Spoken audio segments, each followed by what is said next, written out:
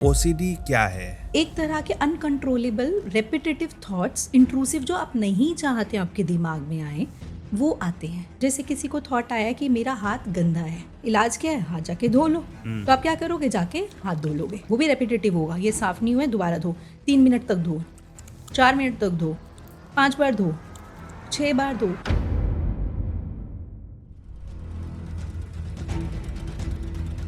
पता चला वॉशरूम में हाथ धोया हाँ 3 मिनट तक और उसके बाद डोर के हैंडल को टच कर हाँ, लिया, तो फिर फील हुआ कि अरे ये डोर भी हाँ, तो डोर को भी गंदा साफ होगा। करो, अच्छा, डोर को भी साफ करो। जैसे नॉर्मली एंजाइटी से डिप्रेशन की तरफ बढ़ता है, तो कब ऐसी सिचुएशन आती है जब वो डेंजरस जोन में चला जाता है? आप अपने आप को एक बर्डन फील करने लगते हो। किसी को मेरी जरूरत नहीं है, मैं बोझ हूँ, कि बोझ हूँ तो मैं अपने आप को खत्म कर लेता हूँ। यहाँ पे डिप्रेशन डेंजर में चला गया।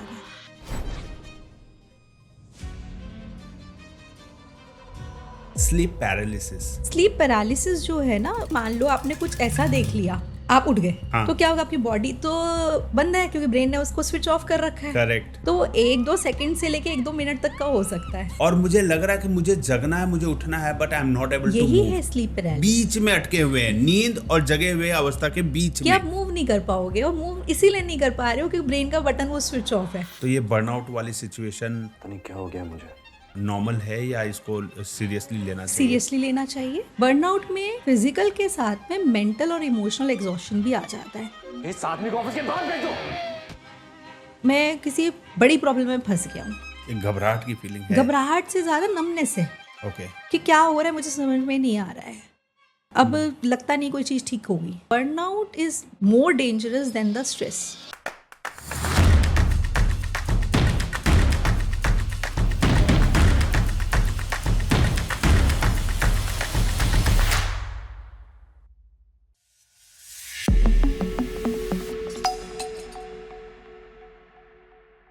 नमस्कार, welcome to the Rahul Ranjan show. आज का एपिसोड थोड़ा सा यूनिक हमने रखा है क्योंकि हम बात करने वाले हैं उस वॉर की जो बाहर नहीं अंदर चलती है। इस पॉडकास्ट का टाइटल है the war inside your mind. लोग बोलते हैं मैं थक गया हूँ, मूड ऑफ है, ओवर थिंकिंग हो रही है, लेकिन सवाल ये है, ये नॉर्मल स्ट्रेस है या कुछ और सीरियस हो चुका है? आज द राहुल रंजन शो पर मेरे साथ है doctor Reema Gupta, clinical psychologist registered with rehabilitation council of India. 16 साल से ज़्यादा का रिच क्लिनिकल एक्सपीरियंस है, PhD from university of Delhi, MPhil किया हुआ इन्होंने, और currently Max super speciality hospital में प्रैक्टिस कर रही हैं। इन्होंने ऑटिज्म स्पेक्ट्रम डिसऑर्डर से लेकर OCD, depression, ADHD, learning disabilities जैसे डिसऑर्डर्स पे काम किया है। तो चलिए हम आज बात करते हैं डॉक्टर रीमा गुप्ता जी से और जानते हैं कि क्या सिचुएशन बनती है जब होता है the war within your mind. Welcome doctor Reema ji, welcome to the Rahul Ranjan show. शुक्रिया। मैम, क्लिनिकल साइकोलॉजिस्ट के तौर पे आपको 16 इयर्स हो गए इंडस्ट्री में, थोड़ा सा एक्सप्लेन करिए क्या आपका बैकग्राउंड रहा है? पहले मैंने बीएससी करी है, not in psychology but science में मेरी बीएससी रही है। मतलब कि family is a business class family, तो ये था कि हाँ भाई जल्दी से शादी करनी है लड़की की ग्रेजुएशन होते ही, तो इस तरह का मेरी फैमिली में एनवायरनमेंट रहा था। अच्छा। हाँ जी। तो फिर उसके बाद क्या, बीएससी करने के बाद में I was like my father is in export of readymade garments. So मेरा था कि हाँ चलो उन्हीं का बिजनेस वगैरह ज्वाइन करेंगे और लाइफ बहुत मज़ेदार होगी, इस तरह का सोच था मेरा। बट उसके बाद क्या हुआ कि मुझे एक फ्रेंड मिली, मेरी मतलब एक फ्रेंड बन गई उस दौरान में, and she was MA in psychology okay. From Delhi University and she was pursuing PhD. So बातचीत होती थी, तो आई वाज टेलिंग हर यार अब ये हो गया है, मेरा मन है कि मैं जेनेटिक्स में जाऊँ या फिर क्या करूँ। तो शी टोल्ड मी कि तुम्हारा साइकोलॉजिकल बेंट ऑफ माइंड है, why don't you join psychology. बहुत मज़ेदार बात बताने लगी मैं आपको। ओके। तो साइकोलॉजी में तुम जाओ। मैंने कहा मेरे को तो कुछ एबीसी नहीं आता साइकोलॉजी का, how will I go in psychology. तो उसने मुझे कुछ बुक्स बताई और ये कहा कि आप अपना कॉम्पिटिटिव एग्जाम होता है दिल्ली यूनिवर्सिटी में, very difficult exam it is, वो आप करके आओ। तो उसने मुझे बहुत गाइड करा। I read throughout, I was always, मतलब I had been a good student always. So मैं पढ़ी उसके बाद में और बाई चांस मेरा हो गया एडमिशन। क्या बात है। हाँ जी। तो मैं साइकोलॉजी में इस तरह से चली गई। देन फर्स्ट ईयर हुआ मास्टर्स का, I was completely lost their, भाई मैं कहाँ आ गई हूँ, क्या कर रही हूँ, ठीक है। लेकिन समझदार थी, इंटेलिजेंट थी, तो समझ में आ रही थी चीज़ें, हो रहा था। सेकेंड ईयर में हम लोगों को इंटर्नशिप्स करनी होती है। Okay. तो सेकेंड ईयर में जब इंटर्नशिप्स करनी होती है तो मेरी फ्रेंड्स बन गई थी वहाँ पे बहुत सारी। तो मेरी एक फ्रेंड ने कहा चलो तुम्हें इंटर्नशिप करनी है। तो हम लोग इबास है दिल्ली में, institute of human behaviour and allied sciences, government hospital है, जिसको मेंटल हॉस्पिटल भी कभी कभार कहा जाता है, शादरा का पुराने ज़माने में कहते थे। तो वहाँ तुझे आना है। अब उसने मुझे एड्रेस दे दिया और मैंने कहा ठीक है। उसने कहा मेट्रो से आना है तो मैं तुझे मिल जाऊँगी, एवरीथिंग इज़ डन। तो मैं वहाँ पहुँची तो मैंने नाम देखा बोर्ड पे, institute of human behaviour and allied sciences. मुझे बहुत फेमिलियर लगा नाम। मैंने कहा यार ये मैंने कहीं पढ़ा है, कहाँ पढ़ा है मुझे याद नहीं। खैर मैं अंदर चली गई। आई वॉज कम्प्लीटली समझ में नहीं आ रहा था मुझे वहाँ क्या हो रहा है, क्योंकि बहुत सारे पेशेंट्स ओपीडी में बैठे थे। मेरी फ्रेंड्स बड़े आराम से जाके साइकाइट्रिस्ट या साइकोलॉजिस्ट के रूम में चले गए परमिशन लेके, but I was not able to hold that, मतलब ग्रास्प दैट सिचुएशन। मैं वहाँ बाहर बैठी रही वेटिंग एरिया ऐसा में। क्यों था? मतलब पेशेंट्स का हाव भाव देख के वहाँ का माहौल अलग सा लग रहा था या आप नर्वस थी? ना नर्वस भी नहीं थी, मुझे ये जानना था कि मैं यहाँ क्या कर रही हूँ। आप तो इंटर्नशिप के लिए गई थी ना? हाँ, इंटर्नशिप के लिए गई थी, लेकिन आपको पता नहीं था मुझे करना क्या है यहाँ? मुझे करना क्या है, मुझे उसको समझना था, उस एनवायरनमेंट को, कि वाकई में ये एनवायरनमेंट है कैसा एनवायरनमेंट। मैं उसको डीपली पहचानना चाहती थी, समझना चाहती थी। तो आई वेंट इन, मतलब बाहर बैठी रही। वहाँ के एचओडी आए, उन्होंने मुझसे बोला, क्योंकि उनसे इंट्रोडक्शन हो चुका था, कि आप यहाँ क्या कर रही हो, आप अंदर चलो। मैंने कहा सर हाँ मैं आती हूँ। सो फिर उन्होंने कहा और मैं अंदर चली गई। फिर we started sitting with psychiatrist and psychologist. वहाँ से भी दोस्ती हो गई, मतलब I was good at making friends. So अच्छा हो गया, बातचीत होती रही।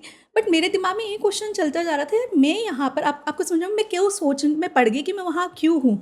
जब ना मैं अपनी ग्रेजुएशन कर रही थी दिल्ली यूनिवर्सिटी से, तो क्या होता था, हम जब जाते थे ना तो मैं अपनी एक फ्रेंड को ड्रॉप करती थी अपनी गाड़ी में। तो वो ईस्ट दिल्ली में रहती थी। ओके। तो वहाँ पे एक बोर्ड दिखता था रेड लाइट पे हमेशा, जब उसके घर की तरफ टर्न कर रहे होते थे। एक साइन बोर्ड जैसा, उसमें वो लिखा होता था, कहीं ना कहीं आपके सितारे आपको बुला रहे थे। हाँ जी, institute of human behaviour and allied sciences लिखा होता था।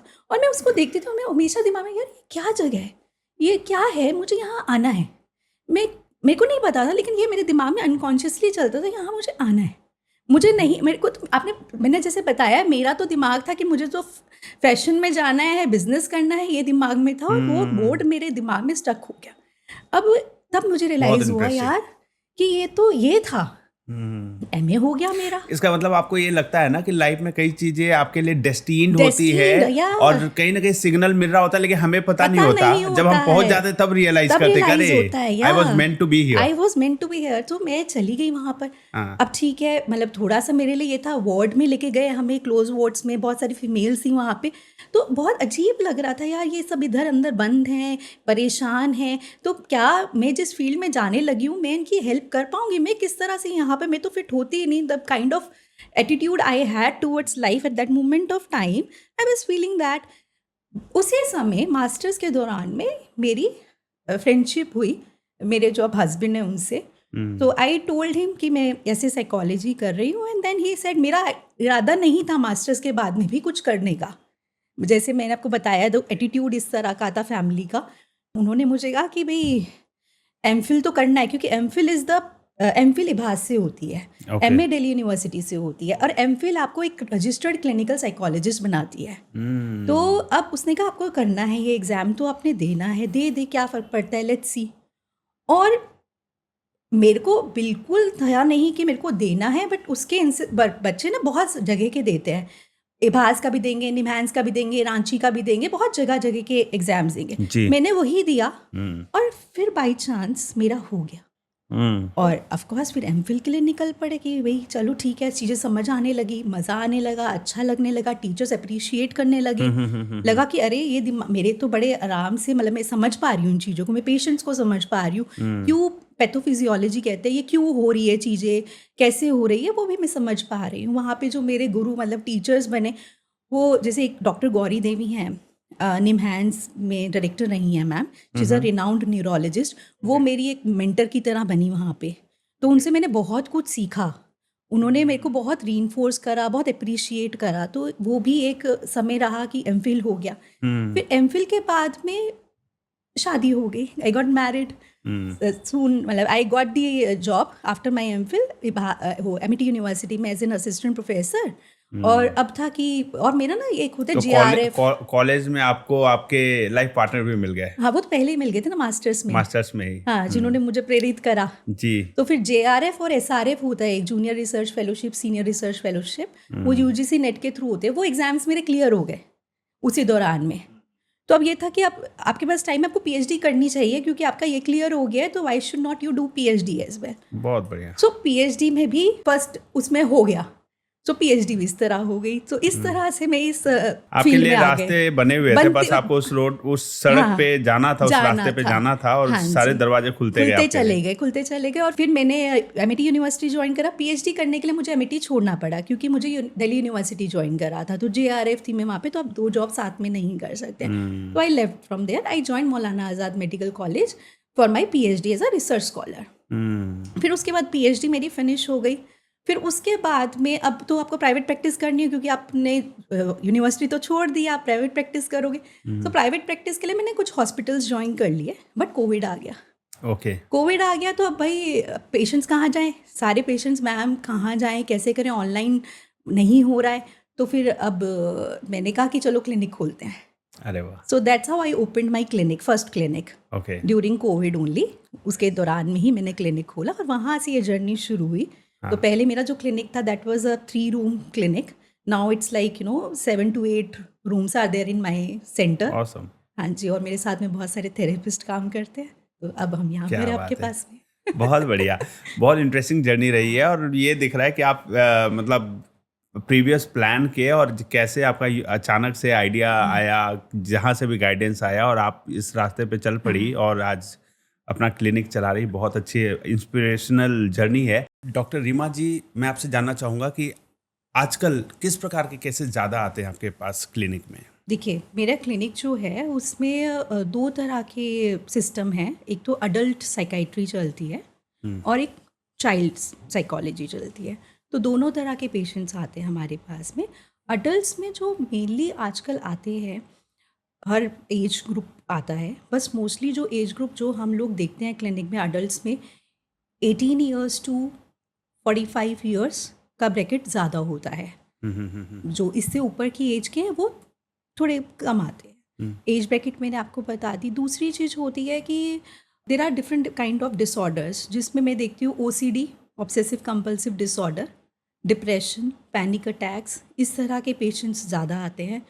और साथ में एडिक्शन वाले पेशेंट्स भी बहुत आते हैं। ऐसे समझे कि जो कॉजेज़ होते हैं बिहाइंड, कॉजेज़ में मैरिटल इश्यूज़ हैं, रिलेशनशिप इश्यूज़ हैं, देन पेरेंटिंग रिलेटेड इश्यूज़ हैं, पास्ट ट्रॉमाज हैं, करियर रिलेटेड है। तो most all kind of things which are there in psychology, सभी तरह के पेशेंट्स हमारे पास में आते हैं। फिर चाइल्ड साइकोलॉजी में अगर आप देखेंगे तो पहला तो हमारा ना पूरा एक सेटअप है, मास्टर योर ब्रेन क्लिनिक के नाम से चलता है, जिसके अंदर में चाइल्ड डेवलपमेंट सेंटर है। तो उसके अंदर में हमारे पास में छोटे बच्चे 3 से 4 महीने से लेकर बच्चे जो है, आप समझ लीजिए जैसे अगर एडोलेसेंस को निकाल दें तो 10 साल 11 साल तक के बच्चे आते हैं, जिसमें अगर डिसऑर्डर्स की बात करें तो ऑटिज्म, ADHD, डिसलेक्सिया जिसे लर्निंग डिसेबिलिटी कहते हैं वो, IQ रिलेटेड इश्यूज जो होते हैं वो बच्चे, देन ऑल्सो इमोशनल इश्यूज जिन बच्चों के होते हैं वो बच्चे भी आते हैं। इमोशनल इश्यूज में बिहेवियरल प्रॉब्लम्स हो सकती हैं, कई बार कुछ बच्चे डिसऑर्डर्स भी होते हैं जिनसे ग्रसित होते हैं, तो बच्चे भी हमारे पास में आते हैं। फिर एडोलेसेंट ब्रैकेट भी आता है हमारे पास में। एडोलेसेंट में अगेन फॉर एग्जांपल बच्चा 9th क्लास में है, 10th क्लास में है, क्लासमेट्स बुली कर रहे हैं, सेल्फ एस्टीम इशू आ रहे हैं, रिलेशनशिप इश्यूज भी आ रहे हैं इधर 9th के बच्चों में भी। 9th के बच्चों में पेरेंटिंग इश्यूज आ रहे हैं। तो मतलब मेरे क्लिनिक में सारे स्पेक्ट्रम, मतलब हर जितना भी साइकोलॉजिकल इश्यूज होते हैं सब तरह के पेशेंट्स को हम देखते हैं। फिर उसके बाद में अगर आप चाइल्ड और अडल्ट के अलावा भी बात करें तो ओल्डर जो जनरेशन है उसमें भी जैसे मेमोरी इश्यूज हैं, फिर कुछ और इरिटेबिलिटी है, उनके पास ट्रॉमाज हैं जो अभी तक डील नहीं हुए हैं, तो वो ब्रैकेट भी आती है, लेकिन कम आती है। लाइक 55+ ईयर्स के लोगों को आप कम देखें क्लिनिक में, उससे नीचे के जो लोग हैं वो ज़्यादा हैं, जो एज ग्रुप तो है। ये जो चाइल्डहुड ट्रॉमा है लोगों के, वो क्यों लंबे समय तक लोगों के माइंड में रहते हैं? प्रोसेस नहीं करते हैं, किसी से एक्सप्रेस नहीं कर पाते इसलिए? एक्सप्रेस भी करते हैं तो कोई सामने वाला उनको समझ नहीं पाता है। ऐसा होता है, ऐसा लगने लगता है कि भाई ये तो ऐसा ही है, ये तो हर चीज़ को इसी तरीके से देखता है। वो ये नहीं समझ पाते कि वो सामने वाला जो है किस दौर से दौर से गुजरा गुजर रहा है, है, किस हाँ। प्रॉब्लम से गुजरा है। उनको लगता है कि यार ये क्या है, ये तो ख़त्म हो जानी चाहिए ना, इसमें क्या है। अगर उसके पेरेंट्स उसे बचपन में डांटते थे या टीचर ने उसे कुछ क्लास में बुली कर मतलब कुछ बोल दिया क्लास में, तो how does it matter now, it should not be there in his mind. Past की बात हो गई ना, लोग उस तरह से देखते हैं। तो इतनी मतलब मेरे नज़र में तो ये छोटी सी बात होगी, टीचर ने मार दिया, हम तो पिटाई लेकिन खा के उस- बड़े हुए थे कि हमारे ट्रॉमा नहीं है, तो वो हाँ। इतने सेंसिटिव रहे होंगे। सेंसिटिव की बात नहीं है, जिस सर्कमस्टेंसेस में ऐसा हुआ, जिस तरीके से बोला गया, वो बहुत डीपली आपको परेशान किया। कर देता है। और अगर बार बार हो रहा है तो वो आपको परेशान कर देता है। फॉर एग्जाम्पल, अगर आपको ये बताया जा रहा है आपके घर में कि you are a failure, right, और अच्छा, अगर लगातार बताया जा रहा है और टीचर्स भी ऐसा ही बोल रही हैं और आप चल रहा है ये, और सडनली कोई बाहर का इंसान आपको बोल दे, मतलब रोड पे चलता हुआ कोई बोलता है अरे पागल है क्या, बेवकूफ़ है क्या, तो वो भी इम्पैक्ट कर जाते हैं। यू नेवर नो कब आपको क्या इम्पैक्ट कर जाए। ओके। हाँ, तो माइंड में सेल्फ स्टीम इतना डाउन हो गया, लो हो गया है कि वो कुछ भी करने से पहले सोच रहा है मैं तो कर ही नहीं पाऊंगा, हाँ जी, हाँ मेरा तो जी, लेवल ही नहीं है, सब बोल चुके हैं, वो मान भी चुका वो है। मान भी चुका है कहीं पे। अच्छा, हाँ, तो ये ट्रॉमा बहुत ज़्यादा परेशान करते हैं परेशान करते हैं, आपको ज़िंदगी भर परेशान कर सकते हैं अगर आपने प्रोसेस नहीं किया है तो। लोग। ओके। कोई इंसिडेंट हो गया, फॉर एग्जांपल मैं ये तो कह रही हूँ कि आप लगातार भी नहीं, कोई इंसिडेंट हो गया आपकी लाइफ में, आपने कुछ ऐसा देख लिया जो आपको नहीं देखना चाहिए था एज अ चाइल्ड और एन एडोलेसेंट, वो भी आपको ट्रॉमा दे सकता है। फॉर एग्जांपल, एक बच्चा मेरे पास में आया, उसने एक रील देख ली which was sexually explicit. Okay. वो बच्चा ट्रॉमा में चला गया, अच्छा, वो परेशान हो गया, रियली? रियली। एक रील देखकर वो ट्रॉमा में चला गया हाँ बच्चा? जी, वो ट्रॉमा में चला गया। ही हैड टू बी मतलब ऑन द और वो मेडिसिन्स अपने आल्सो। पेरेंट्स से एक्सप्रेस नहीं कर पा रहा है? पेरेंट्स से उसने एक्सप्रेस करा बट लेट किया। लेट एक्सप्रेस किया उसने। कितने और इयर्स का बच्चा है वो? 8 साल का 8 साल का बच्चा। 8 साल का बच्चा, तो कितना रिस्की है कि पेरेंट्स का मोबाइल, क्योंकि उसमें एज तो मोबाइल तो जान रहा है कि ये एडल्ट का है, क्योंकि लॉगिन है 30 इयर्स 35 इयर्स के एज का, और वो फोन बच्चे को देना बहुत रिस्की है। बहुत रिस्की है। और अगर आप रील्स की बात करते हैं, मैं कहती हूँ यूट्यूब पे भी तो ये होता है, यूट्यूब पे तो इतनी सारी वीडियोस नीचे चल रही होती है, हाँ, साथ suggestion, में next, suggestions swipe में चल कुछ रही भी आ होती- सकता कुछ है भी वो। आ सकता है, कुछ भी आ सकता है। तो आप ऐसे समझिए कि ये रील्स की बात है, टीवी में कोई ऐड देख लिया, एक बच्ची मेरे पास में आती थी, उसने टीवी में एक ऐड देख लिया। हाँ। जब वो टीवी में एडवर्टीजमेंट देख लिया, उसके दिमाग में चल रहा है कि चल क्या गया, है, क्यों चल गई है। बातें, अच्छा। चल गई बातें, एंग्शियस हो गई, परेशान हो गई कि मेरे को बार बार दिमाग में यही इमेजेस आ रही है, क्या करूँ मैं।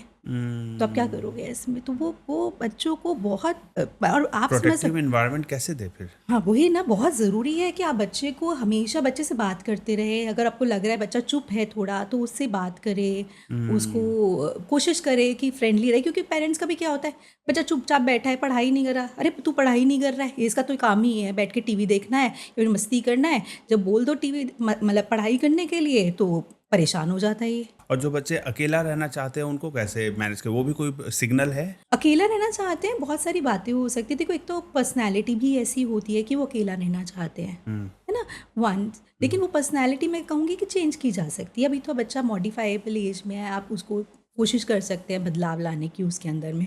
सेकंड, अगर मान लीजिए अकेला रह रहा है, पहले नहीं रहता था, अब एकदम से अकेला रहने लगा है, तो what are the reasons behind it? कोई रीज़न है, कुछ हुआ है ऐसा बच्चे के साथ में, या आप अपने आप को इंट्रोस्पेक्ट करें, आपने कुछ ऐसा बोला है बच्चे को जिसकी वजह से ऐसा हो रहा है, तो वो भी ज़रूरी है हमारा जाना। या वो उसके पास लैपटॉप है, वो ऐसा कुछ देख रहा है, चैट करना चाह रहा है या दोस्तों के साथ, या देखना चाहता है जो लग रहा है पेरेंट्स के सामने नहीं हूँ, तो वो चाहता है कि मुझे अकेला छोड़ दो, हाँ, ये आई एम भी एंजॉयिंग माय होता टाइम। है। हाँ, गेम खेल रहा है, पेरेंट बोलेगा हाँ। कि भाई पेरेंट ने इजाजत दे दी है कि आप ये गेम खेल लो, लेकिन मैं तो इसमें चैट भी कर रहा हूँ। अब पेरेंट्स को Correct. पता चल जाएगा तो आयुष उनसे छुपाना है मुझको। तो ये बहुत मुश्किल हो गया आजकल के टाइम में कि बच्चे को आप किस तरह से प्रोटेक्ट करें, कैसे सुपरवाइज करें। क्योंकि बच्चा, अगर आप करते हो तो बच्चा कहता है आप मेरी पर्सनल लाइफ में हिंड्रेंस कर रहे हो, हाँ। है ना, बच्चा ये बोलने लगता हर है, वक्त टोकते रहते हर हैं वक्त आप। टोकते रहते हो आप, मेरे को मैंने मेरी पढ़ाई तो मर्जी, कर ली अपनी, अब उसके बाद मेरा टाइम है। हाँ, मेरी मर्जी नहीं करने देने चाहते हो। तो वहाँ पे value education becomes very important, कि आपको ये बता देना कि क्या चीज़ से क्या नुकसान हो सकता है आपको, ये बहुत ज़रूरी है। 9th स्टैंडर्ड में जो बच्चा पढ़ रहा है, उसके लाइफ में रिलेशनशिप इशू ऐसा कैसे आया कि ट्रॉमा में चला गया वो? देखिए जैसे मान लीजिए एक बच्चा, एक गर्ल आई मेरे पास में हाँ 9th स्टैंडर्ड की। अब she got into a relationship because आजकल के बच्चे रिलेशनशिप की बातें करने लगे हैं। तो रिलेशनशिप में आई और उसके बाद में क्या हुआ, बाकी क्लासमेट्स जो थे वो उसको उस रिलेशनशिप की वजह से उसको अलग नज़रिए से देखने लगे कि she is not doing right thing, she is a bad character girl and all that. तो उसके फ्रेंड्स उसके क्लासरूम में एक इमेज बना दी। इमेज बना दी गई उसके लिए। तो उसको लगने लगा कि सब मुझसे दूर जा रहे हैं, तो I should do something about it. और वो उसमें क्या होता है, फिर वो बॉडी इमेज इश्यूज आने लगते हैं बच्चों में। आजकल की गर्ल्स में बहुत बॉडी इमेज इश्यूज है कि ईटिंग डिसऑर्डर्स हो जाते हैं, कि खाना नहीं खाना है, अपना वेट एक मेंटेन करना है। अच्छा तो वो भी आ जाता है उसके साथ में। अच्छा, वो जानबूझ के आजकल बच्चे इतने कॉन्शियस हैं कि खाना कम खाना है ताकि मैं मोटी ना हो जाऊं। हाँ, खाना कम खाना है, एक्सरसाइज ज़्यादा करनी है, प्यूक भी करने लगे हैं। What is this? That is vomiting. खाना खाने के बाद में हमने एक्सेसिव खाना खा लिया एंड तो देन यू खुद हैव से अ वॉमिट गिल्ट। करते हैं, गिल्ट है तो निकाल देते हैं। हाँ जी, ऐसा होता है? इसको एक डिसऑर्डर कहा जाता है। रियली ऐसे केसेस आपके पास हाँ है हाँ, ऐसे केसेस मेरे पास में बहुत सारे आते कि गिल्ट हुआ तो उसको वो हैं। हाँ, अब निकालना है कि अब नहीं? अब निकालना है मुझको। अच्छा पहले तो मैंने खा लिया क्योंकि मुझे अच्छा लग रहा था, टेम्पटिंग लग रहा था, या मुझे बहुत एंग्जाइटी हो रही थी, तो मैंने ओवर ईट कर लिया। अब मुझे निकालना है। तो ये कभी कभी या रेगुलर एक्टिविटी, ये उनकी आदत बन जाती है? आदत बन जाती है कुछ समय बाद, कि जब पता लगता है कि इससे गेन हो रहा है तो आदत बन जाती है। आदत बन जाती है तो फिर भाई इसके बिना तो मैं रह नहीं सकती हूँ। Very first time I have heard this. ऐसा है? ऐसा है और बहुत ज़्यादा है। ऐसे बॉयज भी करते हैं या लड़कियां अपने फिटनेस को लेकर ज्यादा कंसर्न है? लड़कियां ज़्यादा करती हैं। Concerned है। लड़कियां ज़्यादा अपने देखी looks को मैंने। लेकर, अपने लड़कों के अंदर personality में को मैंने लेकर। देखा एक्सरसाइजेज ज़्यादा करने लगते हैं, अच्छा, फिट लगना फिट चाहते हो? लगने लगते हैं। ऐसा आपको अगर मैं बताऊं तो ऐसे ऐसे केसेस है जिसमें मेजरमेंट करके आप खाना खा रहे हो, मेजर करोगे और फिर खाना खाओगे। हाँ, तो वो जिम के ट्रेनर्स बताते हैं ना हाँ, उनको तो कि इतना ही लेकिन लेना छोटी है। बच्चियां तो जिम नहीं जा रही ना, 9th क्लास की बच्ची तो जिम नहीं जा रही। मेजर करके तो आजकल वो चैट जीपीटी बताता होगा कि आपको कितना खाना है। हाँ, क्या चैट जीपीटी तो अभी आया, मैं तो अब पुरानी ही बात कर रही हूँ अच्छा, आपसे। मेजर करके खा रहे हाँ थे? हाँ हाँ, अब तो चैट जीपीटी पूरा डाइट प्लान दे रहा है। लेकिन उससे पहले भी कर रहे थे वो। अनबिलीवेबल। हाँ, तो फिर मतलब बच्चों का फोकस अपने एजुकेशन, अपने करियर्स को छोड़कर और इन चीजों में भी फंसे हुए हैं। डेफिनेटली यही होता है कि अब मैं पढ़ाई क्या करूँगी जब मुझे अपने लुक्स को लेके, मैं अपने आप को जैसे ही शीशे में देखती हूँ या फिर किसी और फ्रेंड को देखती हूँ या कोई और रील देखती हूँ अपनी फ्रेंड की, कंपेयर करना शुरू कर कंपैरिजन देते हैं। ट्रैप आ जाता है। हाँ, इसे कंपैरिजन ट्रैप कहते हैं ना आजकल Okay, के टाइम में। तो फिर जी। आपको क्या लगेगा, यार मैं तो किसी से कम हूँ, तो डिप्रेशन आ जाता है। हम्म, डिप्रेशन, एंग्जाइटी, आप किसी भी सोशल सिचुएशन में जाना नहीं चाहते हो, तब आप सोशल आइसोलेशन में चले जाते हो। मतलब इस हद तक बढ़ जाता है कि वो डिप्रेशन में चले जाते हैं। हाँ जी, तो आप इस प्रकार के पेशेंट्स को कैसे ट्रीट करते हैं? देखो सबसे इम्पॉर्टेंट होता है कि उनकी, हमारे को ये सेल्फ इस्टीम को हमारे को उनकी बढ़ाना है। तो व्हाट आर द थिंग्स, पहले तो ये देखना होता है रूट कॉज क्या है, हाउ इट मतलब became important for them to lose weight, what was the reason behind it. क्योंकि पहले शुरुआत ऐसे नहीं हुई कि मुझे पतला दिखना है या मुझे लूज वेट करना है। पहले ये कहाँ से हुआ, ये मैसेज पहले आया? से पहले कहाँ से ये मैसेज आया, क्या पेरेंटिंग में कुछ इशू रहा या फ्रेंड सर्कल में कुछ इशू रहा जिसकी वजह से ऐसा हुआ। किसी ने बार बार टोक दिया तो किसी ने मोटी है, बात, मोटी है। मोटी से भी नहीं होता है। अच्छा आप देखोगे जो ये लड़कियां जो इस तरफ जा रही हैं वो ऑलरेडी बहुत थिन है, अच्छा, वो पहले से ही? ऑलरेडी बहुत थिन है। उसके बाद उनको लगता है कि और थिन होना और है। करना है, और करना है, वो सेटिस्फाइड ही नहीं होते हैं, एक तरह का ऑब्सेशन होता है। ओके, हाँ, तो वो रीज़न होते हैं कुछ और, जैसे पेरेंट्स ने बोल दिया कि भाई आप अच्छी बच्ची नहीं हो, आप ये नहीं करते हो हमारे लिए, वो नहीं करते हो, kind of those things. Okay. So उनका ध्यान इन चीज़ों पे चला जाता है। एक साइकोलॉजी में ना एक तरह का कहते हैं, जो ज़्यादा एंग्जाइटी प्रोवोकिंग है आपके लिए, उससे लेस एंग्जाइटी प्रोवोकिंग, जिस पे आपका कंट्रोल हो सकता है, उस पे आपका ध्यान फोकस चला चला जाता जाता है, है। हाँ। For example, if you can not change your parents the way they speak to you, और you can not change your friends, और you can not change your scores, then what will you do? You will direct your focus to the less anxiety provoking situations which could be control by you. controlled by you। और ये control कर सकते हो खाना। हाँ हाँ हाँ, तो उनको लगता है आई एम विनिंग हियर। हाँ, आई एम विनिंग हियर, मैं कंट्रोल कर पा रही हूँ इधर। हाँ, ओसीडी के बारे में आपने बताया था। हाँ जी, ओसीडी क्या है? OCD एक साइकोलॉजिकल डिसऑर्डर है, ऑब्सेसिव कंपल्सिव डिसऑर्डर इसे कहते हैं हम लोग। 3 भागों में बांटते हैं, obsession, compulsion and anxiety. Obsession क्या है? एक तरह के अनकंट्रोलेबल रेपिटेटिव थॉट्स, इंट्रूसिव, जो आप नहीं चाहते आपके दिमाग में आए, वो आते हैं ओके और आपको वो मजबूर करते हैं कि आप उसको थॉट्स को बंद करने के लिए कुछ काम करो. That is compulsion.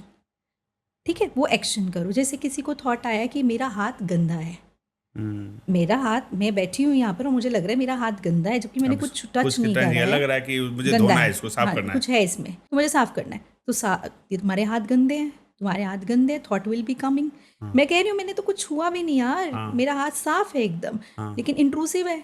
तो आप कह रहे हो, लॉजिक भी दे रहे हो, मैंने अभी हाथ धोया है, ये गंदा नहीं है.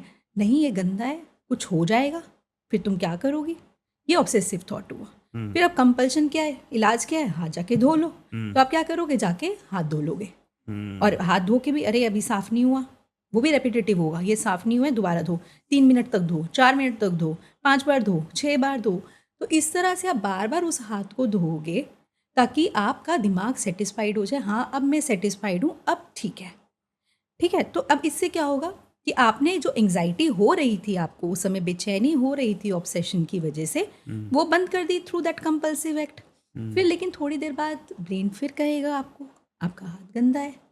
आप इस हाथ, जैसे थोड़ा सा भी ट्रिगर मिल गया, मैंने इसे टच कर लिया, ब्रेन कहेगा आपका हाथ गंदा है, अब गंदा हो गया, अब फिर धो. पता चला वॉशरूम में हाथ धोया हाँ 3 मिनट तक और उसके बाद डोर के हैंडल को टच कर हाँ, लिया, तो फिर फील हुआ कि अरे ये डोर भी तो डोर को भी गंदा साफ होगा. करो, अच्छा, डोर को भी साफ करो, पूरे घर को साफ करो. फिर पता चला सैनिटाइजर लेके बैठे हैं, बार बार सैनिटाइजर ही लगाया जा रहा है. Yes yes. और ऐसे में क्या होता है, आप फिर घर में किसी को बुलाना भी नहीं चाहते हो कि घर में मेरे कोई आएगा, छुएगा, गंदा कर देगा. ओके, तो आप उसे भी नहीं इस टच. लेवल तक वो ओसीडी इस लेवल तक हो जाता है, इस लेवल तक हो जाता है. जो थर्ड बात बता रही, अवॉइडेंस आ जाता है.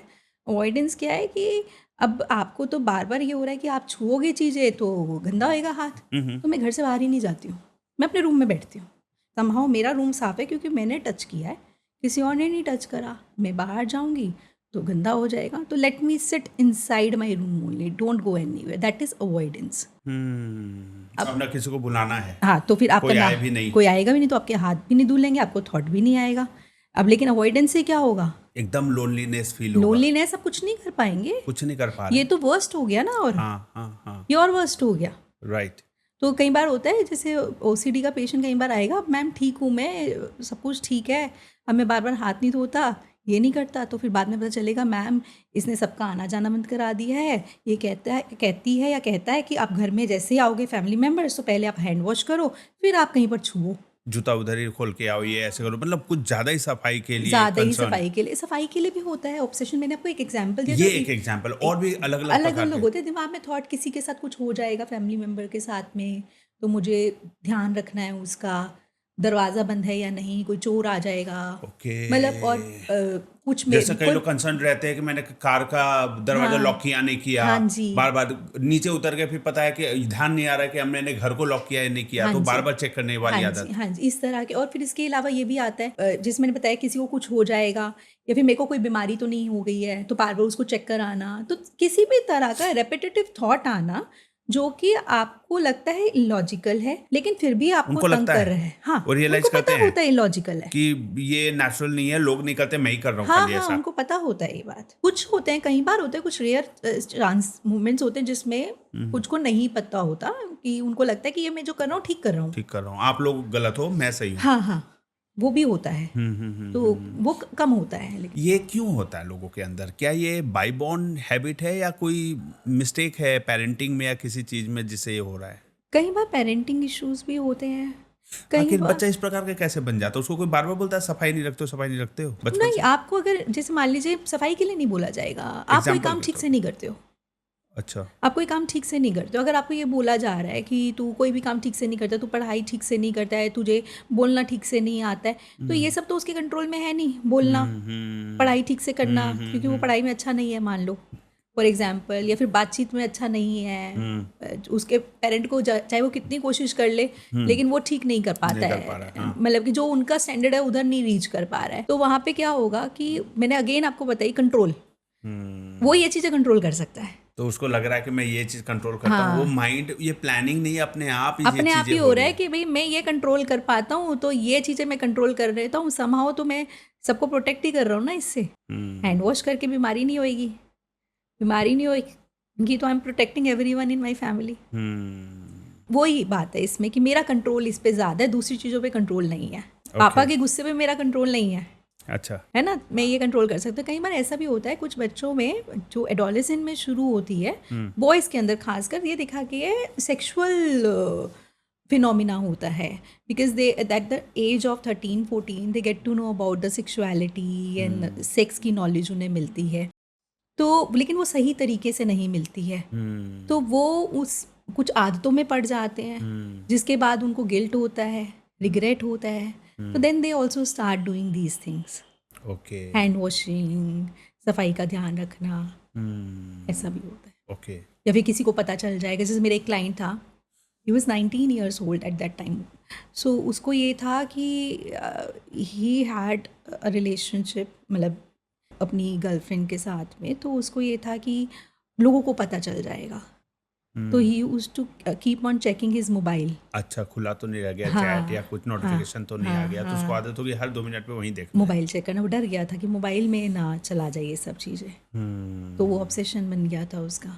तो ये ठीक कैसे होता है? होता है ये ठीक, ठीक? हाँ ठीक हो जाता है।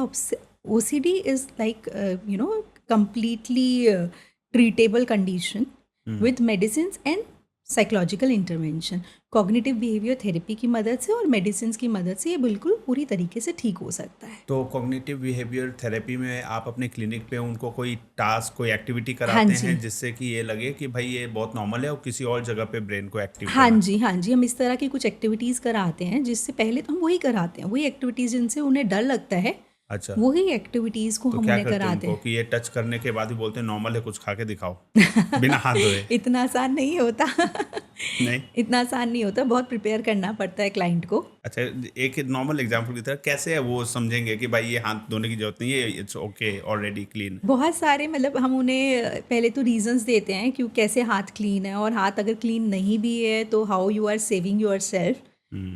जैसे मान लीजिए जो बाहर बच्चे हैं, स्ट्रीट पे बच्चे हैं, वो भी सरवाइव कर रहे हैं उसमें, वो भी सर्वाइव करें तो बिना हाथ नॉर्मल धोए। आप ये समझाते हैं कि ये जर्म्स भी हेल्दी हैं, आपकी इम्यूनिटी को हाँ बिल्ड जी, करें, इसको जितना क्लीन मत हाँ करो कि जी, बॉडी में थोड़ा भी जर्म आए हाँ तो जी, बीमार पड़ हाँ जाओ। जी, बिल्कुल सही कहा। इस तरह की बातें हो गई। हाँ। फिर उसके बाद में उनको ना, मतलब मेरा जो प्रोसेस रहता है ना, थोड़ा मैं हिप्नोथेरेपी की तरफ भी हूँ, तो उनको हिप्नोथेरेपी के थ्रू भी उनको एक्सप्लेन करना या इमेजिन कराना कि आप जो, मतलब आपने टच कर लिया है और आप हाथ नहीं धो रहे हो, और आप जैसे अपने का फूड खा रहे हो, फिर जो भी कर रहे हो आप वो कर रहे हो, एंड देयर इज़ नो, हाँ, मतलब कि you are not getting affected by this. So वो भी रहता है, क्योंकि हिप्नोथेरेपी में पेशेंट जो होता है बहुत स्ट्रेस फ्री होता है, एंशियस नहीं होता है। तो एक तो ये तरीका हो गया। दूसरा हो गया कि उसको जो उसका अल्टीमेट कॉन्सिक्वेंस है, क्या हो जाएगा अगर आप हाथ नहीं धोओगे, तो हो क्या जाएगा? करेक्ट। हद से हद बीमार हो जाओगे।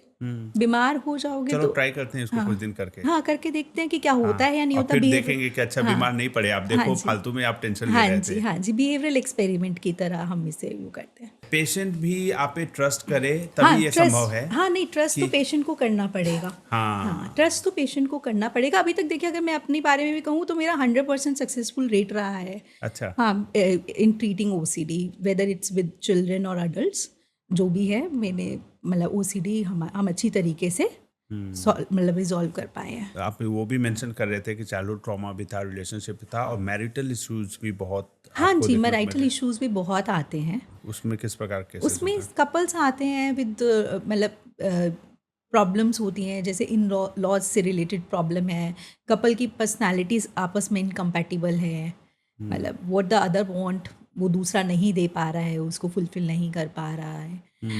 बच्चों से रिलेटेड उनके डिफरेंट ओपिनियंस हैं, डिफरेंट पर्सपेक्टिव्स हैं, वैल्यूज़ उनकी जो है बहुत अलग अलग हैं बेसिकली।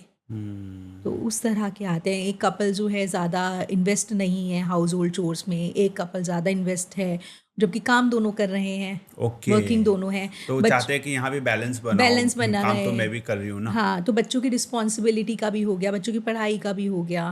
तो इस तरह के, या फिर कई बार इस तरह के आजकल मैं बहुत देख रही हूँ, विच इज़ लाइक लिटिल, मतलब मेरे लिए भी था कि पूरे 1 महीने में हमारे पास में करीबन 12-15 केसेस आ गए अच्छा, एक्स्ट्रा मैरिटल अफेयर्स के। So I was like from both sides, like male की तरफ से भी और फीमेल की तरफ से भी। ओके, तो वो एक betrayal after so many years of marriage, तो वो भी केसेस हम लोग देखते हैं।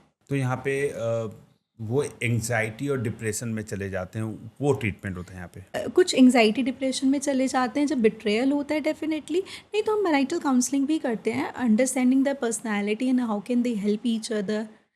अगर मान लो एक का लगता है कि एक का ट्रॉमा है पहले से कुछ जिसकी वजह से वो ऐसा है, तो उसको इंडिविजुअल थेरेपी में लेके उसको ट्रॉमास को रिजॉल्व करने की कोशिश की जाती है। और अगर एक का लग रहा है कि वो ज़्यादा ही मतलब एक प्राइवेसी होती है, एक हर बाउंड्री होती है एक रिलेशनशिप की, उस बाउंड्री को क्रॉस करना चाह रहा है, तो उसको भी समझाया जाता है।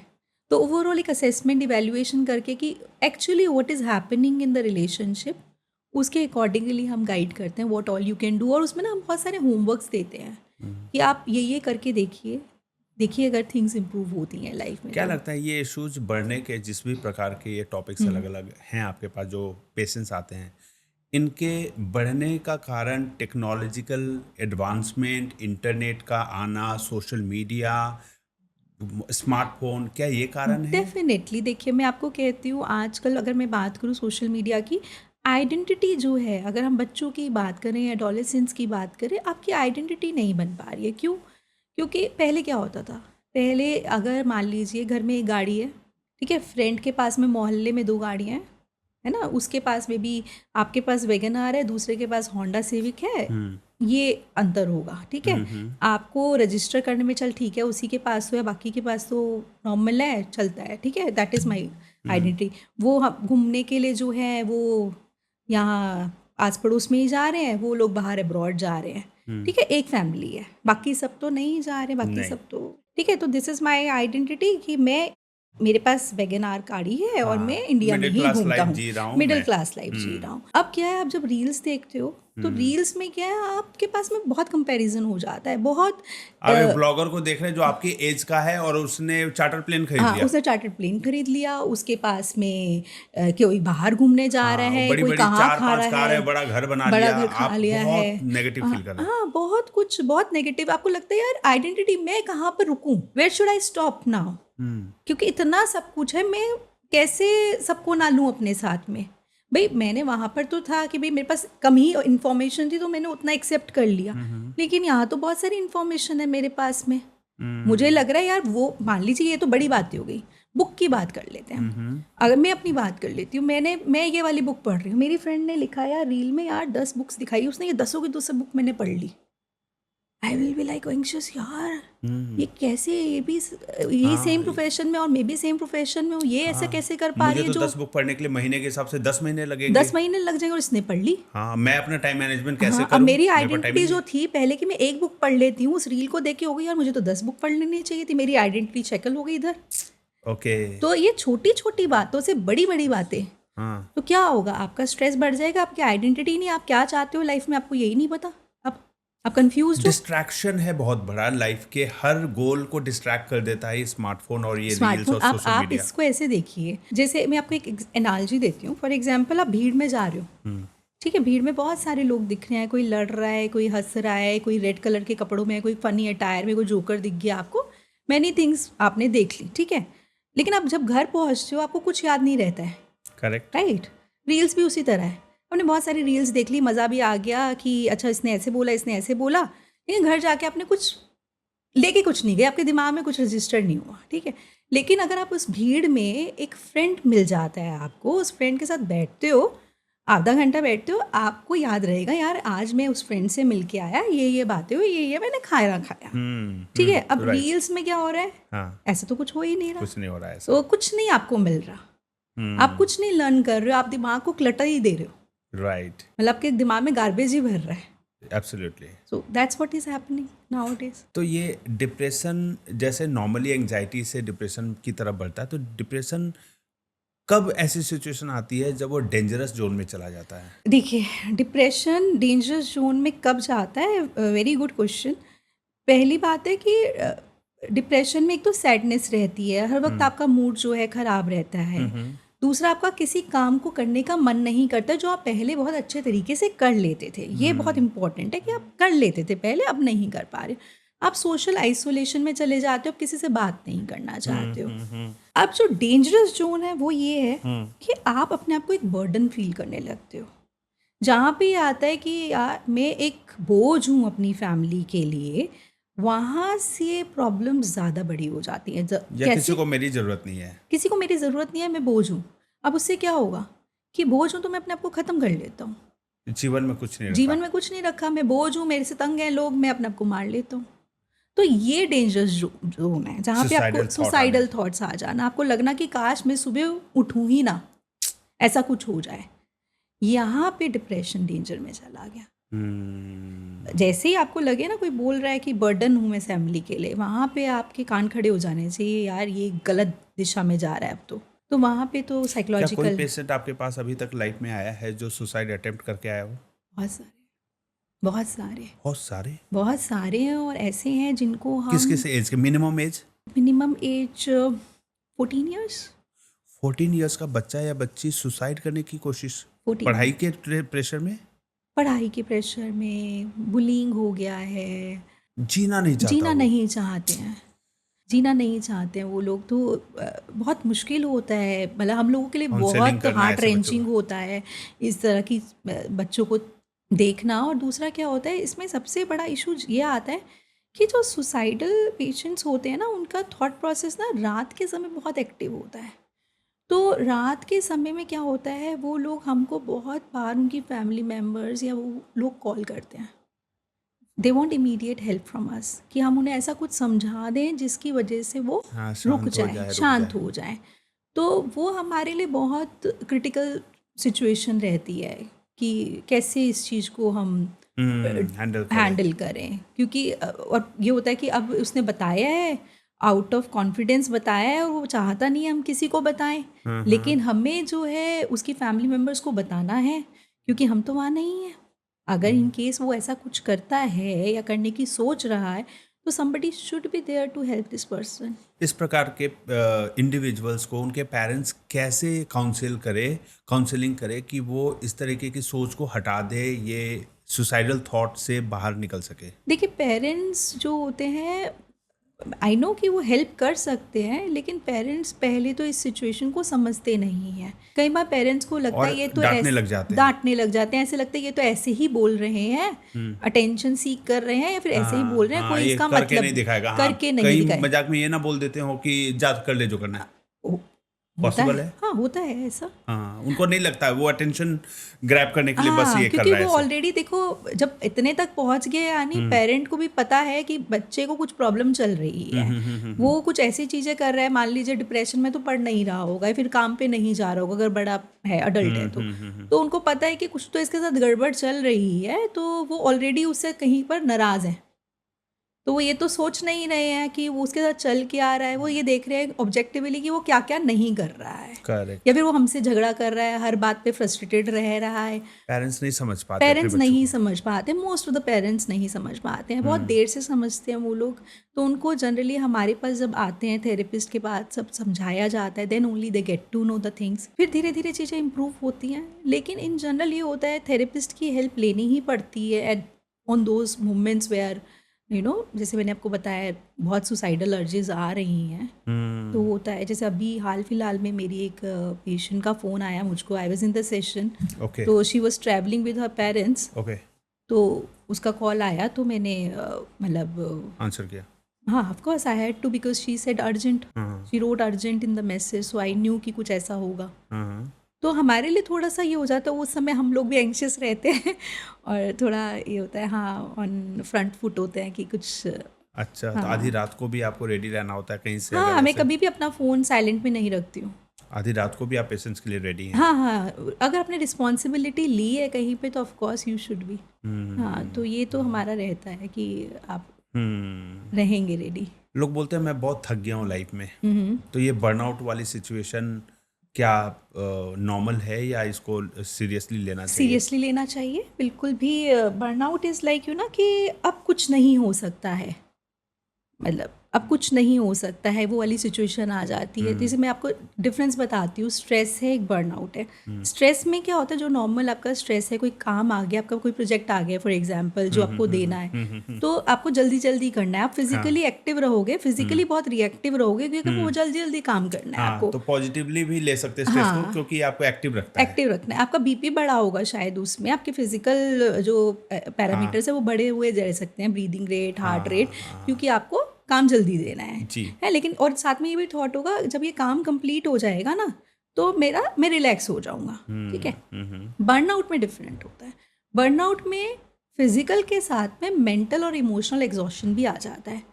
अब आप थक गए हो, आप नम फील करते हो, आप एंशियस नहीं फील कर रहे, आप कुछ नहीं फील कर रहे हो, मतलब आपकी कोई बॉडी emotion नम नहीं, है, कोई इमोशन emotionless। नहीं है, कोई थॉट नहीं है, बिल्कुल दिमाग में कुछ चल ही नहीं रहा है। और पता है कुछ, मैं किसी बड़ी प्रॉब्लम में फंस गया हूँ। अब एक घबराहट की फीलिंग है। घबराहट से ज़्यादा नमनेस है ओके। कि क्या हो रहा है मुझे समझ में नहीं आ रहा है। अब लगता नहीं कोई चीज़ ठीक होगी, कुछ भी ठीक नहीं कर पाऊंगा मैं, वो आ जाता है फीलिंग। तो burnout is more dangerous than the stress. तो जब कोई आपकी लाइफ में, फैमिली में कुछ इस प्रकार की बात करे तो उनको टाइम देना चाहिए, उनको सुनना चाहिए। उनको सुनना चाहिए। उनको अगर मतलब देखिए, अगर वो पहले स्क्रीन भी करवा लेना चाहिए कि डिप्रेशन एंजाइटी की तरफ तो नहीं जा रहे हैं, ताकि कोई मेडिसिन की या थेरेपी की तो ज़रूरत नहीं है। फिर उसके बाद में उनको थोड़ा सा अपना जो डेली रूटीन है, लाइफस्टाइल चेंजेस भी करने की ज़रूरत है। कई बार जैसे मैं आपको एक एनालॉजी अगेन देती हूँ, स्ट्रेस है, आपकी बैटरी जो है वो तेज तेज ख़त्म हो रही है। ठीक है। और आपका जो वो है बर्नआउट है, उसमें बैटरी ख़त्म हो चुकी है, टोटली खराब हो चुकी है, ओके।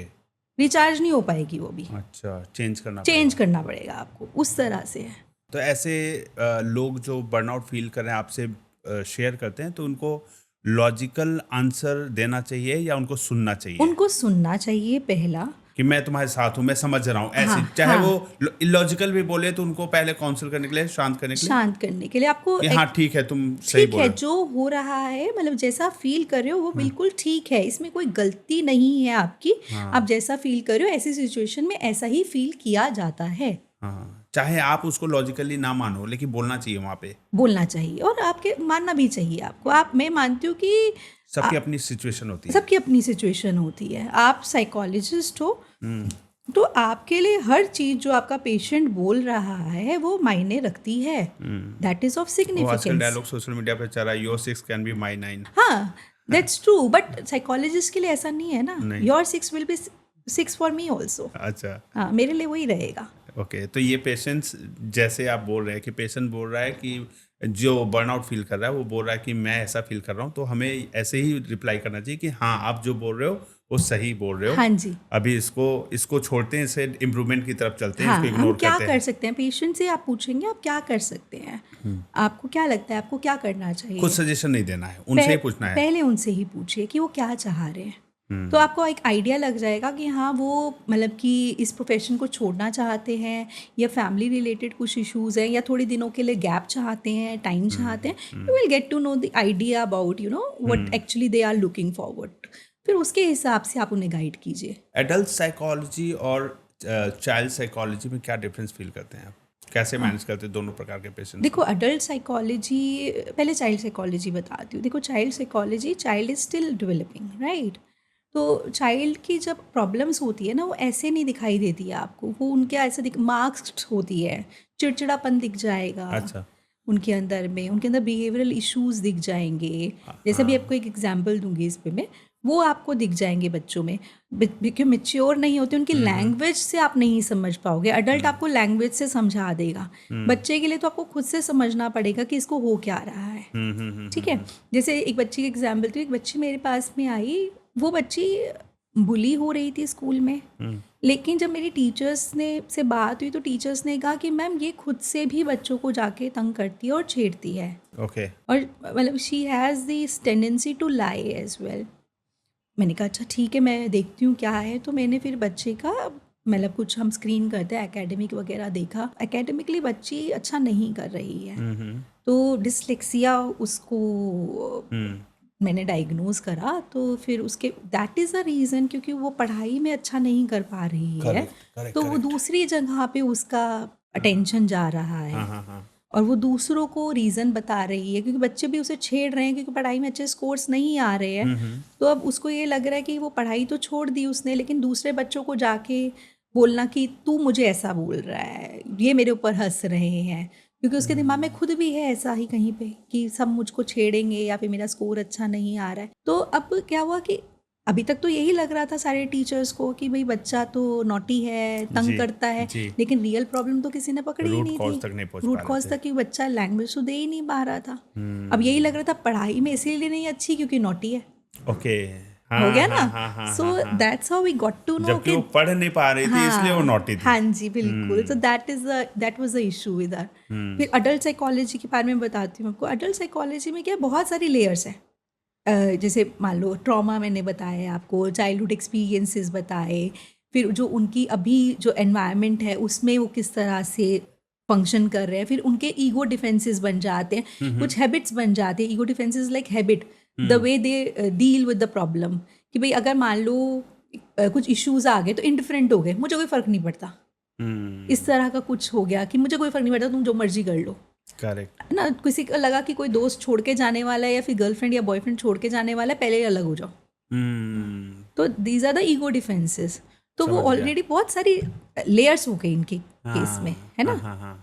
ईगो में मतलब कि लगता है कि मैं फेल होने वाला हूँ तो पहले क्विट कर दो। पहले क्विट कर दो या फिर कुछ और तरीका निकाल लो इस चीज़ के लिए, मतलब जो उनको लगे कि ये बेस्ट है उनकी आपको कंफर्टेबल फील कराने के लिए। हाँ, कोई और मुझे छोड़ नहीं सकता। हाँ, तो मैं उसको छोड़ देता हूँ या फिर मैं कोई और बहाना बना लेता हूँ। अगर पढ़ाई में अगर वो अच्छा मार्क्स ऑब्टेन करने का चांस नहीं है तो क्या करेगा वो, क्या करते हैं ये लोग? अच्छे मार्क्स करने नहीं है तो फिर वही एक दूसरे से बुलिंग, लड़ाई झगड़ा इन सब में लग जाते बुलिंग हैं। हो गई, लड़ाई झगड़ा हो गया। ऐसा नहीं, कुछ बच्चे विड्रॉल में भी चले जाते, they do not want to speak to anyone, किसी से बात नहीं करना चाहते हैं। ऐसे भी बच्चे होते हैं। ओके. क्या साउंड स्लीप नहीं पाना भी एक कारण हो सकता है इस तरीके के सिचुएशंस बनने में? डेफिनेटली हो सकता है। साउंड स्लीप के अगर हम बारे में बात करें तो एक है हमारी कि 7 से 8 घंटे की आपकी नींद होनी चाहिए। ओके. और जो एक नॉर्मल स्लीप का ड्यूरेशन मतलब टाइम है, स्लॉट इज़ 11 से 7 बजे का आपका, ठीक है ना। Okay. एक नॉर्मल आदमी के लिए 11 PM to 7 AM is the standard time. Standard time, and it's this standard time is not based on कि आप हमारा एक तरीका बन गया है, it is biological. Okay. Biological जैसे आपकी ना एक सिरकाडियन रिदम होती है, एक इंटरनल बॉडी क्लॉक होती है, उसको सिरकाडियन रिदम कहते हैं। ओके. तो उसके हिसाब से क्या होता है, हमारी बॉडी में कुछ केमिकल्स रिलीज हो रहे होते हैं which helps us to sleep, ठीक है। तो यानी वो उसी समय हो रहे हैं, राइट. तो आपको उसी समय सोना चाहिए, ठीक है ना। तो आपकी बॉडी में देखिए हर चीज़ का एक टाइम है।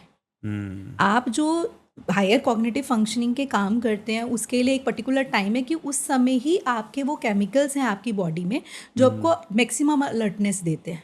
ओके. तो everything is time based. Alright. There is also one research, और रिसर्च क्या, उनको नोबेल प्राइज़ मिला था इन 2017 who spoke about this circadian rhythm. और उनकी स्टडी के बाद में ही हर चीज़ को बहुत ज़्यादा टाइम के साथ में, मतलब इसके साथ में लिया गया। मेडिसिन मतलब डिजीज़ कंट्रोल के लिए भी और स्लीप पैटर्न को समझने के लिए भी, बच्चों की पढ़ाई को भी, हर तरह की चीज़ों को उसके साथ में रिलेट किया गया है। ओके. तो अगर आप देखें तो कुछ केमिकल्स होते हैं, जैसे एडेनिसिन होता है एक, वो रात के समय में बिल्डअप हो जाता है बॉडी Okay. में, तो वो that helps us to sleep. Cortisol होता है, एक स्ट्रेस हार्मोन है, वो लो हो जाता है, Okay. तो वो आपको सोने के लिए मदद करता है, वेरी नाइस. ठीक है ना। तो यानी उसी समय हो रहा है। अगर आप दिन में सो रहे हैं, हाँ. आप देर तक सो रहे हैं, तो उस समय तो कॉर्टिसोल आपका हाई पीक पे चला गया है। 9 बजे के करीब कॉर्टिसोल जो मॉर्निंग में बढ़ जाता है बहुत ज़्यादा, ओके. 9 से 11 के बीच अच्छा में। अच्छा. तो उस समय अगर सोते हैं तो उस क्या समय नुकसान के है? आप अलर्ट हो, अलर्ट मोड के टाइम पे अलर्ट सो मोड रहे हैं तो सो- आपकी नींद कभी गहरी होएगी नहीं. होएगी ही नहीं आपकी नींद आपको गहरी। थकान थकान सा फील आपको होगा. आप टायर्ड फील होगे, आप टायर्ड फील होगा। जो स्लीप का काम है, स्लीप का काम क्या होता है, बॉडी मसल्स को रिलैक्स करना, बॉडी मसल्स को रिलैक्स हार्ट करने के रेट को साथ, नॉर्मल करना. इस तरह समझिए। जैसे स्लीप में क्या होता है, आप जब सो रहे होते हैं आपके सारे मेटाबॉलिक प्रोसेस स्लो डाउन हो जाते हैं, करेक्ट. ठीक है, ताकि आपकी बॉडी जो है ब्रेन पे काम कर सके उस समय ब्रेन पे काम होना है। एक प्रकार से कंप्यूटर जैसे रिस्टार्ट होता है वैसे ब्रेन भी रिस्टार्ट होने के हाँ प्रोसेस जी, में है। ब्रेन का क्लटर खाली करना है आपने, तो इसे कहते हैं ग्लिम्फेटिक सिस्टम काम कर रहा है। Okay. तो उस समय क्या होगा, आपका ब्रेन जो है सारा का सारा जो भी आपने पूरे दिन में करा है, मतलब सीखा है, समझा है, जो प्रेशर उसको लिया है जो या- भी करा है वो आपकी लॉन्ग टर्म मेमोरी से जोड़ रहा होता है। तो लॉन्ग टर्म मेमोरी से आप जोड़ रहा है, और आप अगर उस समय सोओगे ही नहीं तो क्या होगा, वो और प्रोसेस डेटा लेने में लगा हुआ है, वो नए इन्फॉर्मेशन को कलेक्ट करने में, उसको तो उसको प्रोसेस नहीं कर पा रहा है। वो आपका लॉन्ग टर्म मेमोरी में कुछ जाएगा ही नहीं। अच्छा। क्योंकि उस समय आपका कॉर्टिसोल अगर आपका हाई है सोते हुए, क्योंकि आप देर से सो रहे हो, तो आपका अलर्ट मोड पे हो, तो ब्रेन आपको उस वाली स्लीप दे ही नहीं पाएगा। एक्चुअली स्लीप की ना स्टेजेस होती हैं, तो एक स्टेज होती है REM स्टेज, उसमें आप ड्रीम्स करते हो। तो ड्रीम्स जब आते हैं तब आप मेमोरी बनाते हो। ओह, तो मेमोरी की फॉर्मेशन के लिए आपको REM स्लीप की ज़रूरत है, और REM स्लीप तभी आएगी जब आपके ये सारे के सारे जो केमिकल्स हैं वो बैलेंस्ड हैं। तो वो आएगी ही नहीं, आपकी मेमोरी बनेगी ही नहीं। तो फिर आपका क्या होगा, आपने जो भी करा पूरे दिन में आप फॉरगेटफुल हो जाओगे, भूल जाओगे, आप उसको प्रोसेस नहीं कर पाओगे। जैसे आपके साथ में कोई ट्रॉमा भी हुआ या स्ट्रेस हुआ किसी तरह का, किसी दोस्त से झगड़ा भी हुआ, आपको वो प्रोसेस करना है, वो भी रात के समय में होगा। अगर आपका उस समय भी हाई अलर्ट पे हो आप, या फिर आपका स्ट्रेस बहुत ज़्यादा बढ़ा हुआ है बिकॉज द हार्मोन्स, तो क्या होगा, आप वो इमोशन को प्रोसेस कर पाओगे न्यूट्रल होके? आप नहीं कर नहीं कर पाओगे, पाएंगे। आप नहीं कर पाओगे।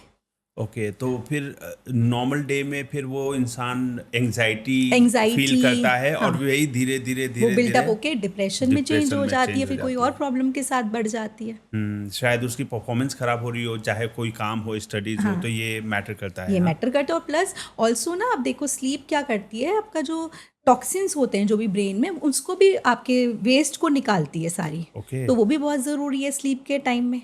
देर आर स्टडीज़, अगर आप सोते नहीं हो प्रॉपरली तो आपकी मेमोरी फंक्शन खराब तो होता ही है, प्लस आपका हिप्पोकैम्पस जो कि मेमोरी को स्टोर करता है वो भी श्रिंक हो जाता है। अच्छा, जो लोग मेरे जैसे लोग जो 6 घंटे सोते हैं, उनको क्या लॉस, क्या परेशानी हो सकती है आने वाले समय में, या 5 घंटे 6 घंटे ऐसे? देखिए ऑफकोर्स आप 5-6 घंटे सो रहे हैं, देखिए 7-8 घंटे आपको सोना चाहिए। अगर आप नहीं सो रहे हैं, यानी कहीं पे आप आगे जाके, जो आपका मैंने बताया कि ब्रेन टॉक्सिन्स भी आपके क्लियर होते हैं, है ना, और आपकी मेमोरी भी ब्रेन टॉक्सिन्स में, जैसे आप देखो बहुत सारे इस तरह के जैसे प्रोटीन्स होते हैं बेसिकली, जो वेरियस न्यूरो डिजनरेटिव डिजीजेस के लिए आगे रिस्पॉन्सिबल होते हैं, ओके। तो वो क्लियर नहीं होंगे, वो आपकी बॉडी में स्टोर रहेंगे ब्रेन में, तो आगे जाके लॉन्ग टर्म में इम्पैक्ट होने के चांसेस रहते हैं। ये नहीं कह रही हर किसी को होगा, लेकिन होने के चांसेस तो रहते हैं। हैं मतलब 7 घंटे के स्टैंडर्ड सोना 7 से चाहिए 8 इंसान को। घंटे। जैसे अब इसमें भी है, जैसे कुछ लोग कहते हैं हम लार्क्स हैं, कुछ ऑयल्स हैं, आउल्स हैं, जैसे मान लो कुछ मॉर्निंग पीपल हाँ, है, कुछ people है। हाँ कुछ इवनिंग है, लेकिन वो भी ना इतना ज़्यादा नहीं होता कि आप पूरी रात जगे रहे और ऐसा हो गया। आपका 9 बजे के करीब रात को आपकी बायोलॉजिकल प्रोसेस डिम होने ही लगती है। ओके। तो वो बायोलॉजिकल प्रोसेस डिप हो ही गई, आपकी अलर्टनेस चली ही गई है, तो आप वो जो हैवी लोड कॉग्निटिव वर्क करना चाह रहे हो वो आप नहीं कर पाओगे उस एफिशिएंसी से जो आप मॉर्निंग में कर लोगे। मान लीजिए अब ऐसा है कि वो आप कह सकते हो 3-4 घंटे की वेरिएबिलिटी आप ले सकते हो, जी, उससे ज़्यादा नहीं ले उससे सकते ज़्यादा हो। नहीं हाँ जी, तो sleep is that important, got it. है ना। अच्छा, मैंने रिसर्च के दौरान एक टर्म पढ़ा, स्लीप पैरालिसिस। स्लीप पैरालिसिस जो है ना, एक डेंजरस जोन नहीं है। स्लीप पैरालिसिस बहुत कॉमन है। क्या होता है इसमें? मैं बताती हूँ आपको क्या होता है। अगेन मैं आपको स्लीप के पैटर्न के बारे में बता रही थी। तो ब्रेन जब REM स्लीप में होता है, जब वो ड्रीम्स ले रहा होता है, तो उस समय क्या करते हैं, ड्रीम्स में आपकी बॉडी मूव कर रही होती है, आप देख रहे हो तो मेरी बॉडी मूव कर रही है, मैं इधर चल रहा हूँ, मैं वो कर रहा हूँ, कर रहे होते हो, खाना भी खा रहे होते हो, सब कुछ कर रहे होते हो। हाँ। तो ब्रेन क्या करता है उस समय, क्योंकि उसको आपको ड्रीम्स इसलिए दिखाने हैं ताकि आपकी मेमोरी कंसोलिडेट हो जाए, राइट। अगर आप वो मूवमेंट्स भी करने लगे साथ साथ तो क्या होगा।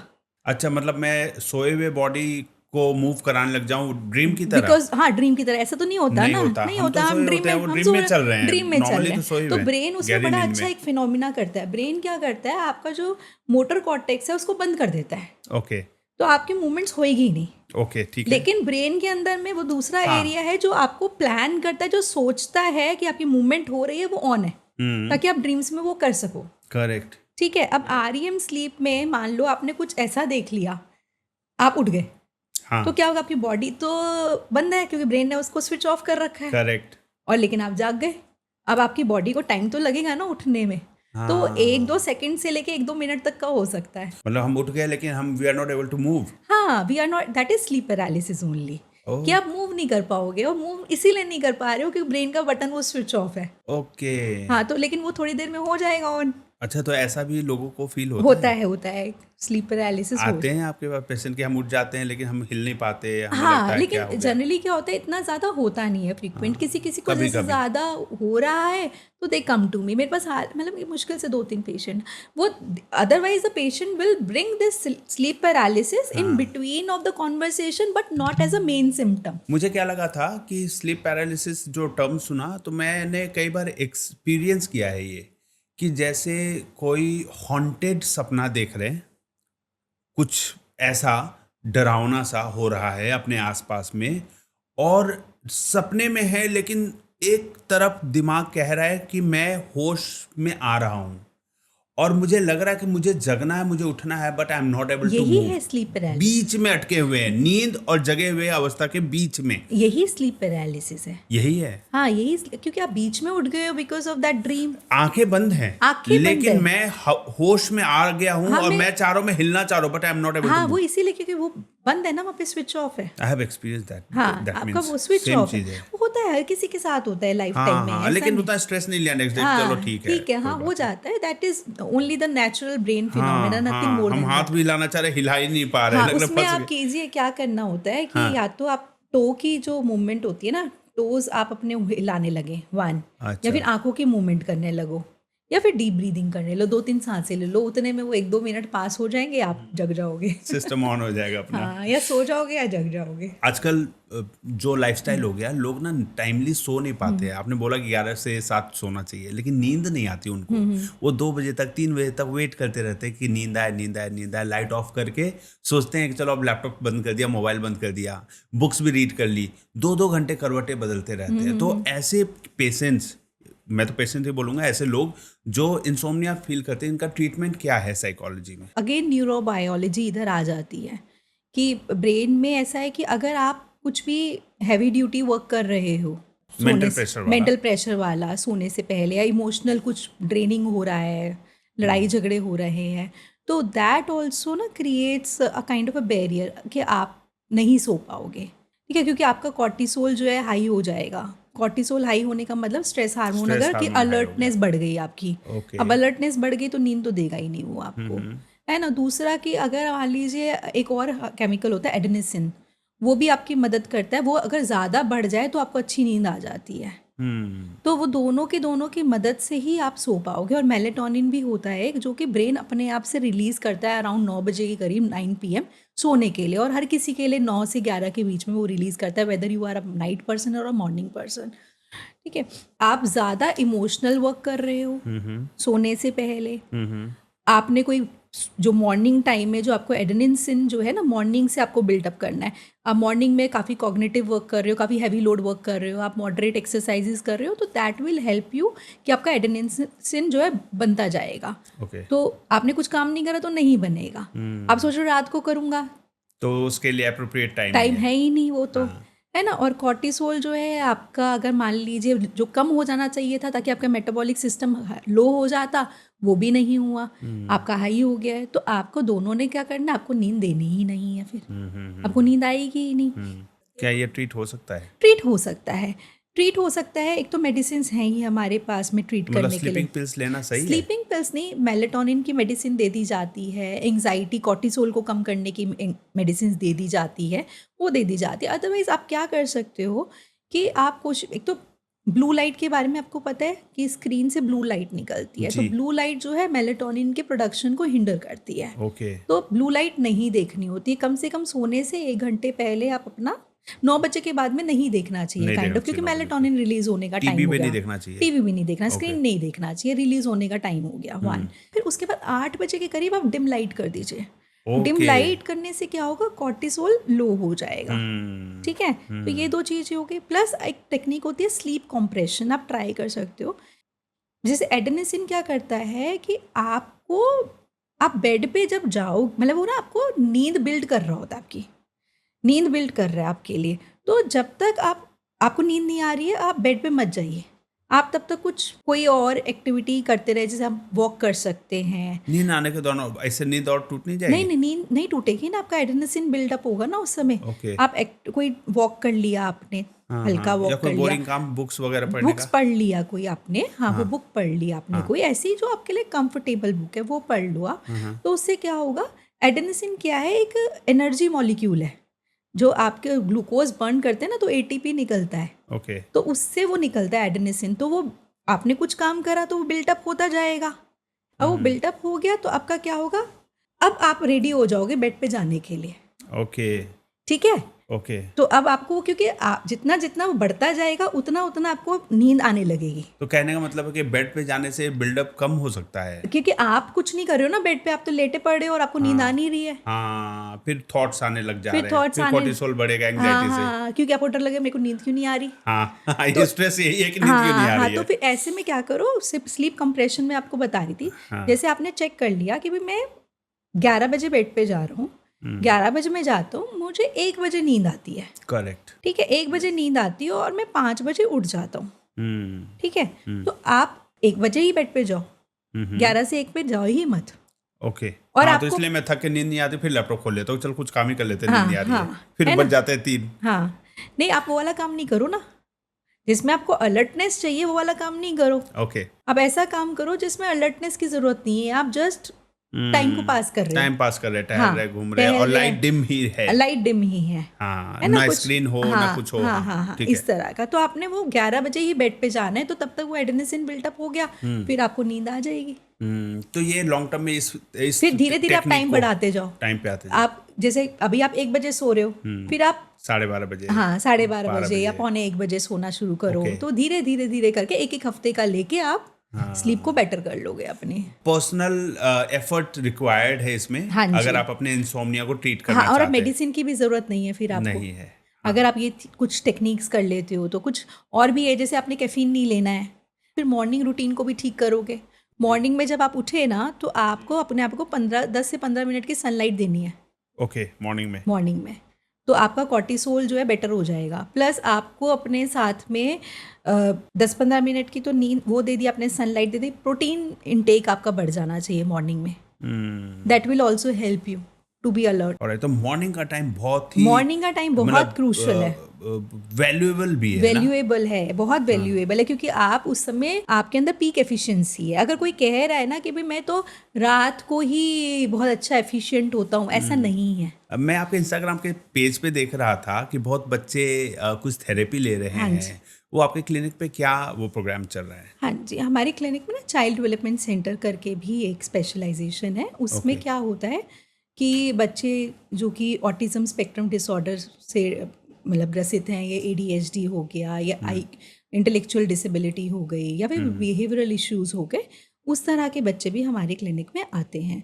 और हमारे पास में उनके लिए फैसिलिटीज़ है, जैसे मतलब मैं हूँ एक तो साइकोलॉजिस्ट हूँ, मेरे साथ में और भी टीम है, जूनियर साइकोलॉजिस्ट भी हैं।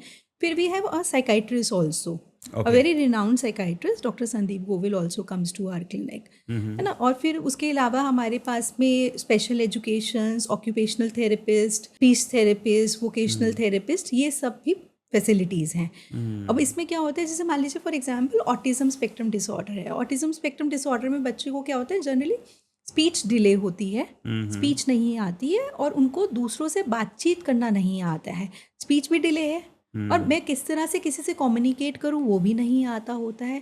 और बहुत सारे बिहेवियरल इश्यूज होते हैं, जैसे उनकी बहुत सारी रिजिडिटीज़ होती हैं कि भाई अगर मान लो मुझे रोटी खानी है तो रोटी ही खानी है, मैं और कुछ नहीं खाऊंगा। ओके। मुझे ये ब्लू कपड़े ही पहनने तो मुझे ब्लू ही कपड़े पहनने, या फिर मुझे कार से खेलना है तो कार से ही खेलना है। फिर सुनना नहीं किसी का। सुनना नहीं है, वो सुनते ही नहीं है, वो इंस्ट्रक्शन फॉलो नहीं करते हैं, वो सुनते नहीं। आप वो अपना काम करें, बुलाते रहो, उनका नाम, उनका फोकस उनको नहीं ध्यान रहेगा, उनको ध्यान ही नहीं रहेगा, वो अपने काम में एंगेज्ड इग्नोर है। करेंगे वो। आपको लग रहा है इग्नोर कर रहे हैं, लेकिन वो engaged सुन ही नहीं है। रहे, हाँ, वो engaged सुने, हैं वो उसमें ऑक्यूपाइड है पूरी। और कुछ रेपिटेटिव मूवमेंट्स होती है, जैसे गोल गोल घूमना, तो वही कर रहे हैं, वही जो कर रहे वही हैं, कर हाँ रहे हैं। वही कर रहे हैं। आई कांटेक्ट नहीं करना है, उनको खिलौनों से खेलना नहीं आता है, इस तरह की चीज़ें वो बच्चे करते हैं। तो हमारे क्लिनिक में उनके लिए होलिस्टिक हमारे पास में थेरेप्यूटिक मॉडल्स हैं जिसमें हम उन लोगों को with the help of behaviour therapy, with speech therapy, occupational therapy का भी रोल बताऊंगी मैं। तो वो सब करके हम उन बच्चों की होलिस्टिक डेवलपमेंट करते हैं। और अभी तक हमने पता नहीं कितने बच्चों के लिए हमने काम कर चुके हैं। और because I am PhD in that field, autism spectrum disorder, तो अच्छा, बहुत अच्छा काम करते हैं हम। रिजल्ट आता है, रिजल्ट बच्चों बहुत को अच्छा आता है, इम्प्रूवमेंट दिखता है। इम्प्रूवमेंट बहुत अच्छा दिखता है। कई पेरेंट्स तो फिर ये लगता है कि यार अब तो बाहर बैठे जो नए पेरेंट्स आते हैं वो हमारे नए पुराने बच्चों को देखते हैं तो कहते हैं यार ये इसको क्यों बुला रखा है मैम क्लिनिक में, ये तो ठीक है, सब कुछ बढ़िया है इसका। तो मैं कहा नहीं, हमारे हिसाब से अभी भी है स्कोप ऑफ इम्प्रूवमेंट इस बच्चे में। तो हम और जो बच्चा पहले आया था वो ऐसा नहीं था। हाँ, वो ऐसा नहीं था, इम्प्रूव हो गया हमारी इम्प्रूव थेरेपी की हो वजह गया से। और वो अब ऐसा है। कितना टाइम लग जाता है एक बच्चे को इम्प्रूव करने में ऑटिज्म से जो पीड़ित देखिए है? शुरुआत जो होती है ना, एक होती है ओटी का रोल बताती हूँ मैं। ओटी में क्या होता है, बच्चा ना बहुत हाइपर एक्टिव होता है, एक जगह टिक के नहीं बैठता है। और ना उसके ना जनरली ये देखा गया मसल वीक होती हैं, तो मसल्स की हमें ट्रेनिंग करनी पड़ती है, उसकी स्ट्रेंथनिंग करनी पड़ती है और हाइपर एक्टिविटी को रिड्यूस करना होता है। सुना कुछ सेंसिटिविटी भी फील करते हैं वो सेंसरी skin पे? इश्यूज होते हैं ना, सेंसरी मतलब स्मेल करते हैं चीज़ों को, खाने की बहुत लिमिटेड चीज़ें होती हैं, हर चीज़ मुंह में नहीं चाहिए उनको, हेयर कट नहीं कराएंगे, नेल कट नहीं कराएंगे, वो नहीं चाहते हैं किसी और का टच उन्हें मिले। हर बच्चा अलग अलग होता है हालांकि ऑटिज्म में, लेकिन जनरल यही कॉमन फीचर्स होते हैं। तो जो ओटी होता है वो उनकी हेल्प करता है इन सब चीज़ों को हैंडल करने में, कि बच्चे को एटलीस्ट वो क्लिनिक में बिठा दे, हाइपर एक्टिव ना, वो अपनी सीट पे बैठ जाए। तो ये जो चीज़ें हम अचीव कर लेते हैं विद इन 3 to 4 सेशंस हम अचीव कर लेते हैं। फिर उसके बाद में रोल आ जाता है स्पीच का, बिहेवियर का, बच्चे की कॉग्निटिव डेवलपमेंट का। तो वो हम लोग मतलब मैंने देखा है कि 6 महीने के अंदर हम बहुत अच्छा रिजल्ट दे पाते हैं पेरेंट्स को। देखिए ये तो लाइफ लॉन्ग मेंटरशिप है। Once a child is diagnose with autism, there will be features of autism in his throughout the life. या सो वो हम लोग फिर धीरे धीरे मतलब धीरे धीरे क्या बहुत जल्दी जो चीज़ें इंप्रूव हो जाती हैं वो with in 1 year of span आपका हो गया कि बच्चा काफ़ी हद तक रेडी हो जाता है एक इंक्लूसिव एजुकेशन, एक स्कूल में जाने के लिए। और हमारे यहाँ पे कोई भी बच्चा, क्या बच्चे को स्पेशल स्कूल में जाना हम पड़ता नहीं है? जाने देते, नहीं देते हैं। हम नहीं जाने देते। हम कोशिश करते हैं हमारा हर बच्चा इंक्लूसिव सेटअप में रेगुलर स्कूल में जाए। हमारी बहुत सारे स्कूलों से हमारी जान पहचान है। और एक होता है ना आपका एक रेपुटेशन बन जाती है, अगर हम कह रहे हैं तो हाँ स्कूल वाले भी रेडिली एक्सेप्ट करते हैं बच्चों को। हमारी रिपोर्ट्स भी होती हैं। तो टीचर्स अलग से अटेंशन रखते हैं उन बच्चों के ऊपर? वो हाँ अटेंशन रखते हैं बच्चों पे। क्या टीचर को पता होता है कि टीचर बच्चा को पता होता है, और स्कूल में भी डायग्नोज हुआ है, हाँ, उसका हाँ, थेरेपी चल रहा है इनका? थेरेपी चल रहा है। स्कूल में डिपार्टमेंट भी होते हैं ना, काउंसलिंग डिपार्टमेंट्स होते हैं जहाँ पे इन बच्चों के लिए मतलब कि आप फैसिलिटीज़ होती हैं, जब भी ये ऐसा फील करते हैं तो वहाँ जा सकते हैं वो बच्चे। ओके। तो ऐसा भी है। तो ये हमारा ऑटिज्म पे होता है। इसी तरह ADHD में क्या होता है, बच्चे का अटेंशन स्पैन कम होता है और हाइपर एक्टिव होता है।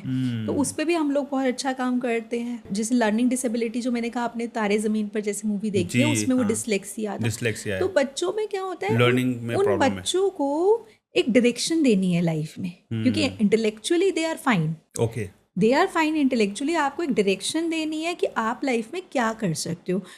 तो वो हम शुरू से ही उन्हें दे देते हैं, पेरेंट्स को भी समझा देते हैं, बच्चा आपका ये कर लेगा जी लाइफ में, तो they are also okay with that. So हमारे यहाँ पे parental counselling is very important.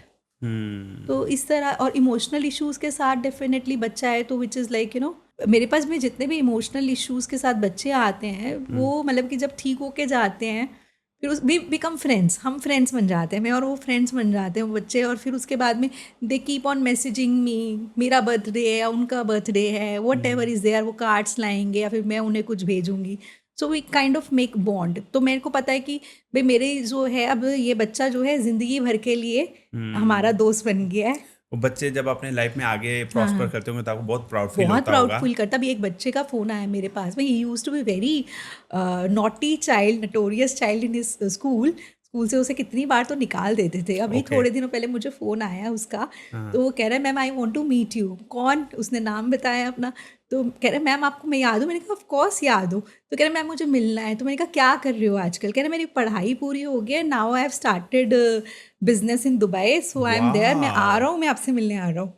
So I felt really proud of कि हाँ अच्छा, ऑटिज्म के बच्चे भले ही पेरेंट्स होप खो देते हैं कि हाँ। बच्चे वो परेशान हो जाते हैं कि मेरा बच्चा सबके लिए बच्चा होता है कि प्राउड हाँ, कराए हाँ, और हाँ। वो नहीं फोकस कर पा रहा है, लेकिन मैंने ये नोटिस किया है कुछ लोगों को मैं जानता हूँ कि ये बच्चे दूसरे तरफ से भगवान ना और फोकस दे देते हैं और वो क्लासरूम में सारे लेसन्स याद करना, सुनाना, पूरा ब्रेन में बढ़िया तरीके से प्रोसेस कर पाते हैं।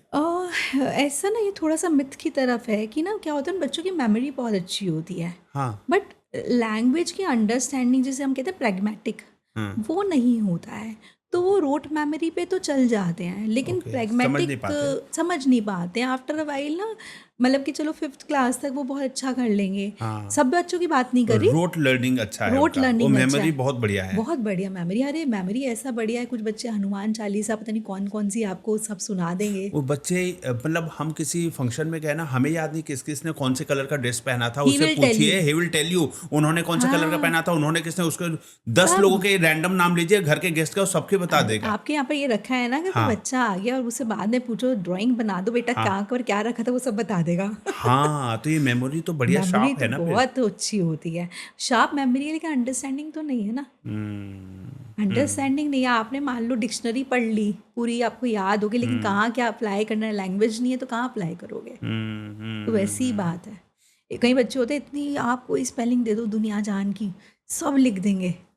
सारी स्पेलिंग्स वो लिख देंगे लेकिन मीनिंग तो नहीं पता। प्रैक्टिकली लाइफ में नहीं कैसे यूज पता, करना है हाँ। वो तो ये नहीं पता। इश्यूज आते हैं। तो फिर उनके लिए ये होता है कि हाँ उनको इस तरह का बना दिया जाए। मतलब कुछ बच्चे होते हैं जो वेरी स्मार्ट, क्योंकि मैंने देखा है कि ऑटिज्म में साइंटिस्ट भी बन जाते हैं लोग, अच्छा काम करते हैं कंप्यूटर अगर से। एक फोकस पकड़ लिया तो उसमें बहुत अगर डीप जा बहुत सकते हैं। मतलब कि अगर देखो वो है ना कि जिसको मैं कहती हूँ ऑल माइटी की अगर वो है उनके साथ में आशीर्वाद ब्लेसिंग है हाँ। तो शायद वो बहुत अच्छा कर जाएंगे लाइफ में। तो कई बार मुझे होता है यार इस बच्चे को सब दिया तुमने, मतलब कोई बच्चा होता है ऑटिज्म के साथ में है, सब दिया यार, अच्छी फैमिली दी, अच्छे पेरेंट्स दिए, इतना मतलब ऐसा बच्चा दिया, ये थोड़ा सा इंटेलेक्ट और दे देते, मतलब जहाँ 70 दिया उसे 80 दे देते तो मज़ा ही आ जाता। जी। मतलब ये सब होता है, हमारे भी अपने इमोशनल वो होते हैं, मतलब we feel also emotional for these kids. But हाँ। बहुत बढ़िया काम हाँ। करिए मैम आप। हाँ। और बिफोर वी एंड दिस हाँ। पॉडकास्ट मैं डॉक्टर रीमा जी से ये पूछना चाहता हाँ। हूँ कि डे टू डे लाइफ में लोग किस प्रकार से अपना रूटीन रखें ताकि एंजाइटी और डिप्रेशन जैसी प्रॉब्लम्स को अपनी लाइफ में ना आने दें।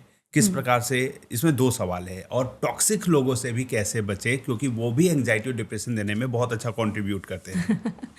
अच्छा, तो वन इज दैट कैसे, पहले देखिए जैसे मैंने डेली आपको रूटीन में क्या करें? डेली रूटीन मैंने आपको बताया कि डेली रूटीन एक स्ट्रक्चर्ड रूटीन होना चाहिए, क्योंकि आपको मैंने बताया कि न्यूरोबायोलॉजी भी बहुत इंपॉर्टेंट है, तो आप उसको नहीं सरपास कर सकते। तो आपको स्ट्रक्चर्ड होना चाहिए। आप डेली उसी समय उठें, उसी समय सोएं। आपको मैंने कहा एक सनलाइट एक्सपोजर लें, वो बहुत ज़रूरी है आपके लिए। अंदर बंद होकर काम ना करें जो आजकल हम लोग करते हैं, ठीक है। और आपका जो डाइट है वो बैलेंस डाइट रहना चाहिए, क्योंकि balance diet is very important. आपका iron rich food, protein are very important for your brain health, okay. ठीक है ना। प्रोटीन बहुत इंपॉर्टेंट है, ओके। आयरन बहुत इंपॉर्टेंट है, मैग्नीशियम बहुत इंपॉर्टेंट है आपके ब्रेन की हेल्थ के लिए। ऑफ कोर्स सारे मिनरल्स बहुत इंपॉर्टेंट हैं, तो ये आपने लेना है डाइट में। फिर उसके बाद में आपका एक होना चाहिए कि आप अपने आप को कुछ कामिंग एक्सरसाइजेस कराएं। कामिंग एक्सरसाइजेस जैसे मेडिटेशन हो गया, नॉट एरोबिक्स की बात नहीं रही है, वो कार्डियक हेल्थ के लिए अच्छा है। आपके लिए ब्रेन हेल्थ के लिए आप मेडिटेशन, योगा, प्राणायाम वगैरह। प्राणायाम, जो भी आपको लगता है is good for you, you do that every day, है ना। डेली बेसिस पे आपको वो भी करना है, कुछ समय निकालना ही है उसके लिए। काम करने के बाद में ब्रेक्स बहुत ज़रूरी हैं, दोस्तों से मिलना बहुत ज़रूरी है। अगर कोई भी बात आपको पूरे दिन में बुरी लग जाती है तो उसको, अगर आपके पास समय है प्रोसेस करने का, तो उसे प्रोसेस ज़रूर कीजिए, उसको पीछे मत छोड़ दीजिए, How? इग्नोर नहीं कीजिए। How to process? बैठिए अपने साथ में, खाली शीशे के सामने खड़े हो जाएं, खाली रूम में बैठें और सोचें कि क्या हुआ, क्यों हुआ, क्या मेरी गलती थी या उसकी गलती थी। अगर आपको लगता है कि आप अकेले नहीं कर पाओगे तो किसी दोस्त की मदद से कीजिए। और आपको लगता है अगर कि आज मेरे पास समय नहीं है, बहुत सारा काम है, तो आप उसे अपने आप को बोलिए कि 2 दिन बाद मैं इस बारे में सोचूंगा, लेकिन ब्रेन को बता दीजिए कि 2 दिन बाद सोचूंगा, तो अभी तुम मुझे तंग मत करना, 2 दिन बाद सोचूंगा। तो ब्रेन से अपने बात कीजिए। मेरे क्लिनिक का नाम है मास्टर योर ब्रेन क्लिनिक। क्या बात है। सो हम कहते हैं ब्रेन को आप ट्रेन करो, और खुद मास्टर करो। मास्टर करो। वो ऐसा ना हो कि ब्रेन आपको मास्टर हाँ करे और जी, वो ले जाए हाँ, जहाँ ले जाना तो हो। उसके लिए ब्रेन से बात करना बहुत ज़रूरी है। तो ब्रेन को आपने जब बता दिया तो brain will listen to it and it will not disturb you.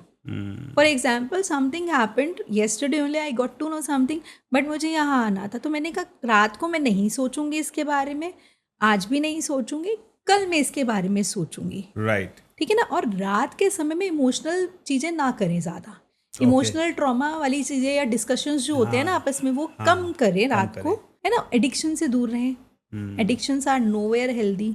Social media जो है वो भी एक एडिक्शन है, उसको आप 9 बजे के बाद बंद कर दीजिए, है ना। तो these things will help you definitely to come out मतलब as a sorted person in your life. और लाइफ का गोल जो होना चाहिए ना हमेशा, हमारी ह्यूमनिस्टिक साइकोलॉजी कहती है everyone has a potential. Okay. हम सब में पोटेंशियल है। तो लाइफ का गोल होना चाहिए every time is to grow. भाई आज आपने देखा मेरे अंदर ये वीकनेस है या फिर ये चीज़ है यार, शायद मैं सुधार सकता हूँ इस चीज़ को, तो उस चीज़ को सुधारिए धीरे धीरे। आप जब एक आपके दिमाग में चला जाएगा ना that I need to improve it, तो फिर आप उस पर मेहनत करोगे। ऐसे नहीं छोड़ दीजिए यार ठीक है जैसा मैं हूँ, क्योंकि आपको लाइफ ये नहीं कह रही है, लाइफ ने आपको दिया है वो पोटेंशियल, है ना। तो ये बहुत इंपॉर्टेंट चीज़ है, ये पर्सनालिटी एनहांसमेंट में काम करता है आपकी। बिल्कुल। और टॉक्सिक लोगों से दूर रहने की बात जो आपने करी, I know it's very difficult, लेकिन जितना हो सके दूर रहिए, अवॉइड कीजिए, दूर रहिए, क्योंकि toxic person will always be a toxic person. They are not going to change no matter how much strength do you have, but वो तो वैसे ही रहेंगे। लेकिन हाँ, आप ऐसा मान लो कोई ज़रूरी मूवमेंट है, आपको जाना ही है उनके पास में, तो उस समय कोशिश कीजिए ऐसा समय हो आपका जिस समय आप बिजी रहें, उनसे कम कॉन्वर्सेशन करें, या फिर अगर उनसे बात ही करनी है तो वो समय चूज करें जिसमें आप ऑलरेडी स्ट्रेस में नहीं हो। ओके। पता चला वो गुस्से में आप बबूला अंदर से हैं और बाहर एक्सप्रेस नहीं कर पा रहे, तो वो सिचुएशन खराब कर देता है। जिस मान लीजिए आपको किसी के घर जाना है, और आप स्ट्रेस में चल रहे हो आज ऑलरेडी, और आपको पता है उसके घर जाना है, वो टॉक्सिक है, लेकिन जाना है as a responsibility, family responsibility, तो आप उस समय जाओगे तो क्या होगा? आप तो ऑलरेडी परेशान हो, परेशानी लेकर आ जाओगे। तो इसलिए कोशिश कीजिए ऐसे मोमेंट चूज कीजिए जिसमें आप रिलैक्स्ड हो, यू मतलब you can deal with those traumas जो भी वो टॉक्सिसिटी देंगे, उस समय आप चले जाएं जी, किसी और को साथ में लेके चले जाएं, ठीक है ना, ताकि उनको बिजी रखे उनके साथ। और दूसरा, अगर आपको लगता है कि आपको डील करना है, अगर आपको लगता है कि you have a potential to deal with these people also, so then take it as a challenge. Come straight out of your heart and tell them, take it as a challenge. I don't like this kind of behavior. Definitely. Change it, whether you like it or not. लेकिन otherwise I will not be part of this event, और आपके घर आना मुझे पसंद नहीं है। फिर खत्म करो। हाँ, डेफिनेटली झेलने की जरूरत नहीं है, जरूरी नहीं है ना, झेलना क्यों है आपको, लाइफ में और प्रॉब्लम्स कम है। जो एक और आप ले लो, और जरूर एक से आपका रिश्ता कट जाएगा डजंट मीन कि आप अकेले हो जाओगे। कई बार मैंने देखा है मेरे लाइफ में, कई टॉक्सिक लोगों को आउट ऑफ रिस्पेक्ट हैंडल किया, जब दिखा कि नहीं बहुत हो गया, इनफ इज इनफ, तो जब कट किया ना, उसके बाद मैंने देखा लाइफ में बहुत इजी फील करने लगा, अननेसेसरी का बर्डन फील होता था कि आज उससे बात करनी है, and he was my client. तो फिर मैंने बोला मुझे नहीं करना आपकी वेबसाइट, मुझे नहीं करना आपका एसईओ, बंद करो, मुझे नहीं चाहिए आपसे पैसे। और जब वो क्लाइंट गया तो मुझे ऐसा लगा कि मेंटली जब आप फ्री फील करते हैं तो आपकी प्रोडक्टिविटी अपने आप बढ़ती है। तो कई बार ना टॉक्सिक क्लाइंट को भी छोड़ना पड़ता है बिजनेस में। नहीं, सही बात है। अगर आपको लगता है कि आपके ग्रोथ के लिए वो एक प्रॉब्लम क्रिएट करे, नो डजंट मैटर, स्ट्रेस दे रहा है, एक ही तो क्लाइंट कम होगा ना, एक नहीं तो चलो 2 हो जाएंगे, पॉजिटिव रहेंगे तो फिर 4 और नए क्लाइंट आएंगे, वहां एंजॉय करेंगे आप। कम से कम आप बीमार तो नहीं होगे ना, डिप्रेशन एंजाइटी में तो नहीं जाओगे। राइट। रीमा जी, बहुत अच्छा लगा आपसे बात करके, थैंक यू सो मच अपना टाइम देने के लिए, अपना एक्सपर्टीज शेयर करने के लिए। मुझे भी बहुत अच्छा लगा, thank you for inviting me. इतनी बातें हैं, अभी इतने क्वेश्चंस हैं जो कि अभी टाइम के कंस्ट्रेंट्स के चलते we are not able to process it right now, लेकिन आई होप कि कुछ टाइम के बाद आपको हम फिर से इनवाइट करें, और जो और टॉपिक्स छूट गए हैं कॉन्वर्सेशन के, हम फिर से बात करेंगे। Thank you so much to be part of the Rahul Ranjan show. You are most welcome. Thank you so much Rima ji. तो दोस्तों, आज की कॉन्वर्सेशन से एक बात तो क्लियर हो गई है कि मेंटल हेल्थ प्रायोरिटी होनी चाहिए, क्योंकि ब्रेन ही है जो आपके पूरे बॉडी को कंट्रोल करती है। अगर माइंड अनस्टेबल है ना तो पूरी लाइफ का बैलेंस बिगड़ जाता है। इसलिए अपनी मेंटल हेल्थ को कभी भी इग्नोर मत करिए और अपने आसपास के लोगों को एम्पैथी के साथ देखिए। डिप्रेशन वीकनेस नहीं है, बर्नआउट ड्रामा नहीं है, थेरेपी शेम नहीं है। डॉक्टर रीमा जी ने क्लियरली बताया है कि दिमाग को भी ना बॉडी की तरह केयर चाहिए। जिम में जिस तरीके से आप जाते हैं और बॉडी के लिए, फिटनेस के लिए वर्क करते हैं, उसी प्रकार से ब्रेन के लिए awareness, sound sleep, emotional hygiene और प्रोफेशनल गाइडेंस जरूरी है। अगर आप ओवर थिंकिंग से स्ट्रगल कर रहे हो, अगर आप टॉक्सिक रिलेशनशिप में फंसे हुए हो, अगर आपको लगता है कि मैं स्ट्रांग हूं, मुझे हेल्प की जरूरत नहीं, तो शायद वही मोमेंट है जब पॉज लेना चाहिए। कमेंट करके बताइए कि इस एपिसोड का सबसे पावरफुल टेक अवे क्या था। अगर आपको ऐसे रियल, ऑनेस्ट और थॉट प्रोवोकिंग कॉन्वर्सेशंस पसंद आते हैं तो इस एपिसोड को लाइक जरूर करिए, अपने फ्रेंड्स और फैमिली के साथ शेयर करिए और चैनल को सब्सक्राइब करना बिल्कुल मत भूलिए। आपका एक क्लिक हमें और पावरफुल टॉपिक्स लाने के लिए मोटिवेट करता है। मिलकर एक स्ट्रॉन्ग, अवेयर और ग्रोथ ओरिएंटेड कम्युनिटी बनाते हैं। मैं हूं राहुल रंजन सिंह और आप देख रहे थे द राहुल रंजन शो, जहां कॉन्वर्सेशन सिर्फ कंटेंट नहीं, क्लैरिटी देती है। मिलते हैं नेक्स्ट पावरफुल एपिसोड में। तब तक take care of your mind. जय हिंद, जय भारत।